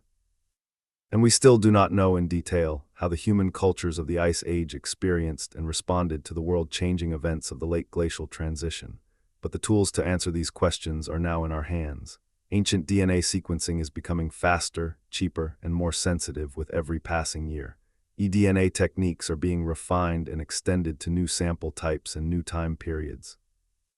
Computational models of Ice Age climate, ecology, and human population dynamics are becoming more sophisticated and more realistic, and the fossil and archaeological records continue to yield new discoveries that challenge and enrich our understanding. The story of the Ice Age is not a closed book. It is an open, ongoing inquiry, as dynamic and changeable as the world it describes. New chapters are being written all the time, and some of the most important revelations are surely still to come. What the Ice Age ultimately teaches us, if we are willing to listen, is a lesson about the fragility of the world we take for granted. The Mammoth Steppe was one of the most productive, most diverse, and most resilient ecosystems that has ever existed on this planet. It had survived dozens of glacial interglacial cycles, each one a dramatic reorganization of the Earth's climate and ecology. It had persisted through Heinrich events and Dansgaard-Oeschger oscillations, through ice advances and retreats, through floods and droughts and volcanic eruptions. For hundreds of thousands of years, it had demonstrated a capacity for resilience that seemed almost unlimited, and then it collapsed. Not slowly and gracefully like a glacier retreating over centuries, but rapidly and comprehensively, like a dam giving way under accumulated pressure. In the space of a few thousand years, an ecosystem that had covered the northern hemisphere was replaced by biomes it had never known. The great herds that had maintained it were gone. The people who had lived within it and depended on it were forced to adapt or perish. A world that had seemed eternal turned out to be contingent, fragile, dependent on a precise combination of conditions that, once disrupted, could not be restored. This is not a comfortable message. It is, in fact, one of the most important and most sobering messages that the natural record of the Earth's history has to offer. Ecosystems that seem permanent and stable are in fact maintained by complex webs of interacting factors, biological, physical, and chemical, that can be disrupted more easily than they appear. Changes that seem gradual from the outside can be driven by feedbacks that accelerate them beyond the pace at which adaptation is possible. And the loss of key species can trigger cascades of secondary changes that transform entire biomes in ways that persist for millennia. The Ice Age world was not the only ecosystem to have taught this lesson. The history of the Earth is full of examples of rapid, dramatic ecological transformation driven by the interaction of physical forcing and biological response. But the Ice Age and its aftermath may be the most thoroughly documented of these transformations, and it is the one most directly relevant to the world we live in today. We are the species that contributed to the end of the Mammoth Steppe. Our ancestors, the brilliant, creative, adaptable hunters of the Upper Paleolithic, were participants in the extinction of some of the most magnificent animals that have ever lived.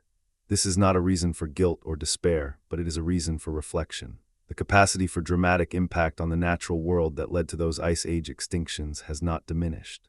If anything, it has grown exponentially with the expansion of our numbers and the power of our technology. The difference is that we now have something our ancestors did not: the knowledge of what we are doing and why. The science of the Ice Age has given us a window into the past that allows us to see, with remarkable clarity, how a world was made and unmade, how ecosystems flourish and collapse, how species rise and fall. That knowledge is a gift of immeasurable value, not least because it allows us to understand the present more clearly and perhaps to make better choices about the future. The last woolly mammoth died on Rangel Island approximately 3,700 years ago. We do not know the details of its death. We do not know whether it was the last of a small, declining population that simply ran out of individuals, or whether it was killed by a predator, or whether it died in some extreme weather event that overwhelmed the last remnant of its kind. All we know is that it died, and with it, the final thread connecting the modern world to the great Ice Age ecosystem of the Mammoth Steppe was severed. It is impossible not to feel something when contemplating that end. The woolly mammoth had been part of the northern hemisphere landscape for hundreds of thousands of years. Its lineage stretched back millions of years into the deep past. It had survived ice ages and warm periods, floods and droughts, the rise and fall of dozens of other species, and the arrival and spread of a new kind of predator unlike anything the Earth had seen before. It had been painted on cave walls and carved in ivory by people who watched it live and move and breathe. Its bones had built shelters for human families. Its ivory had been fashioned into works of art of surpassing beauty. Its fat had fed fires that kept our ancestors alive through the long darkness of Ice Age winters. And then it was gone. The loss of the woolly mammoth and the losses of the woolly rhinoceros, the cave lion, the cave bear, the steppe bison, the giant deer, and all the others was not just a biological event. It was a cultural event, an event that transformed the world in which our ancestors lived and forced them to remake themselves in response.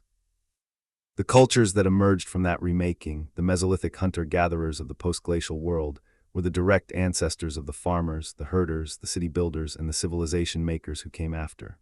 We are, in a very real sense, children of the Ice Age. Our species was forged in its cold and its darkness, tested by its severity, and shaped by the twin pressures of a harsh environment and the need to cooperate with other members of our kind to survive it.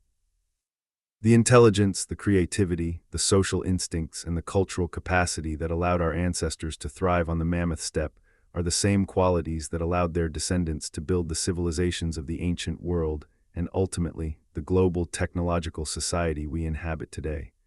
The Ice Age gave us ourselves. And in returning to study it, to reconstruct its landscapes and its creatures and its human inhabitants with all the tools of modern science, we are in a sense completing a circle, looking back at the world that made us with the minds that it made us with. The ice core records and the ancient genomes and the sedimentary eDNA are the tools we use to peer back through the millennia. But the curiosity, the determination, and the desire to understand that drive us to use those tools are the legacy of the Mammoth Steppe itself. This has been the story of the Ice Age, the real Ice Age, not the frozen cartoon of popular imagination, but the living, breathing, dynamic, complex, and astonishing world that it actually was. A world of continental grasslands teeming with giants. A world of abrupt climatic shifts and dramatic ecological transformations. A world of sophisticated human cultures thriving in conditions that would challenge the hardiest modern explorer. A world that produced, sustained, and eventually lost one of the most diverse and productive megafaunal communities in the history of life on this planet. It is a world that speaks to us across the millennia with a clarity and an urgency that grows, if anything, greater with each passing year of scientific research. It speaks to us about the fragility of ecosystems that seem permanent. About the speed at which the natural world can reorganize itself. About the capacity of a single species, our own species, to transform the biological landscape of an entire hemisphere. And about the resilience, the creativity, and the adaptability that have always been the defining characteristics of human beings, the qualities that allowed us to survive and thrive in the Ice Age world, and that remain our greatest resource for navigating whatever challenges the future holds. The ice is gone. The mammoths are gone. The vast, windy grasslands of the Mammoth Steppe are gone, replaced by the tundra and taiga and agricultural fields of the modern world. But the knowledge of what was there, the scientific reconstruction of that lost world in all its complexity and richness, is one of the great intellectual achievements of our time. It is a reconstruction that is still ongoing, still expanding, still revealing new surprises and new depths of complexity. And as long as there are scientists with the curiosity to ask questions and the tools to pursue them, and as long as there are audiences with the imagination and the appetite to follow where the science leads, the story of the Ice Age will continue to be told, enriched, and deepened. Because the Ice Age is not ancient history in any limiting sense of that phrase. It is our history, the history of our world, our species, and the extraordinary, precarious, irreplaceable web of life in which we are embedded.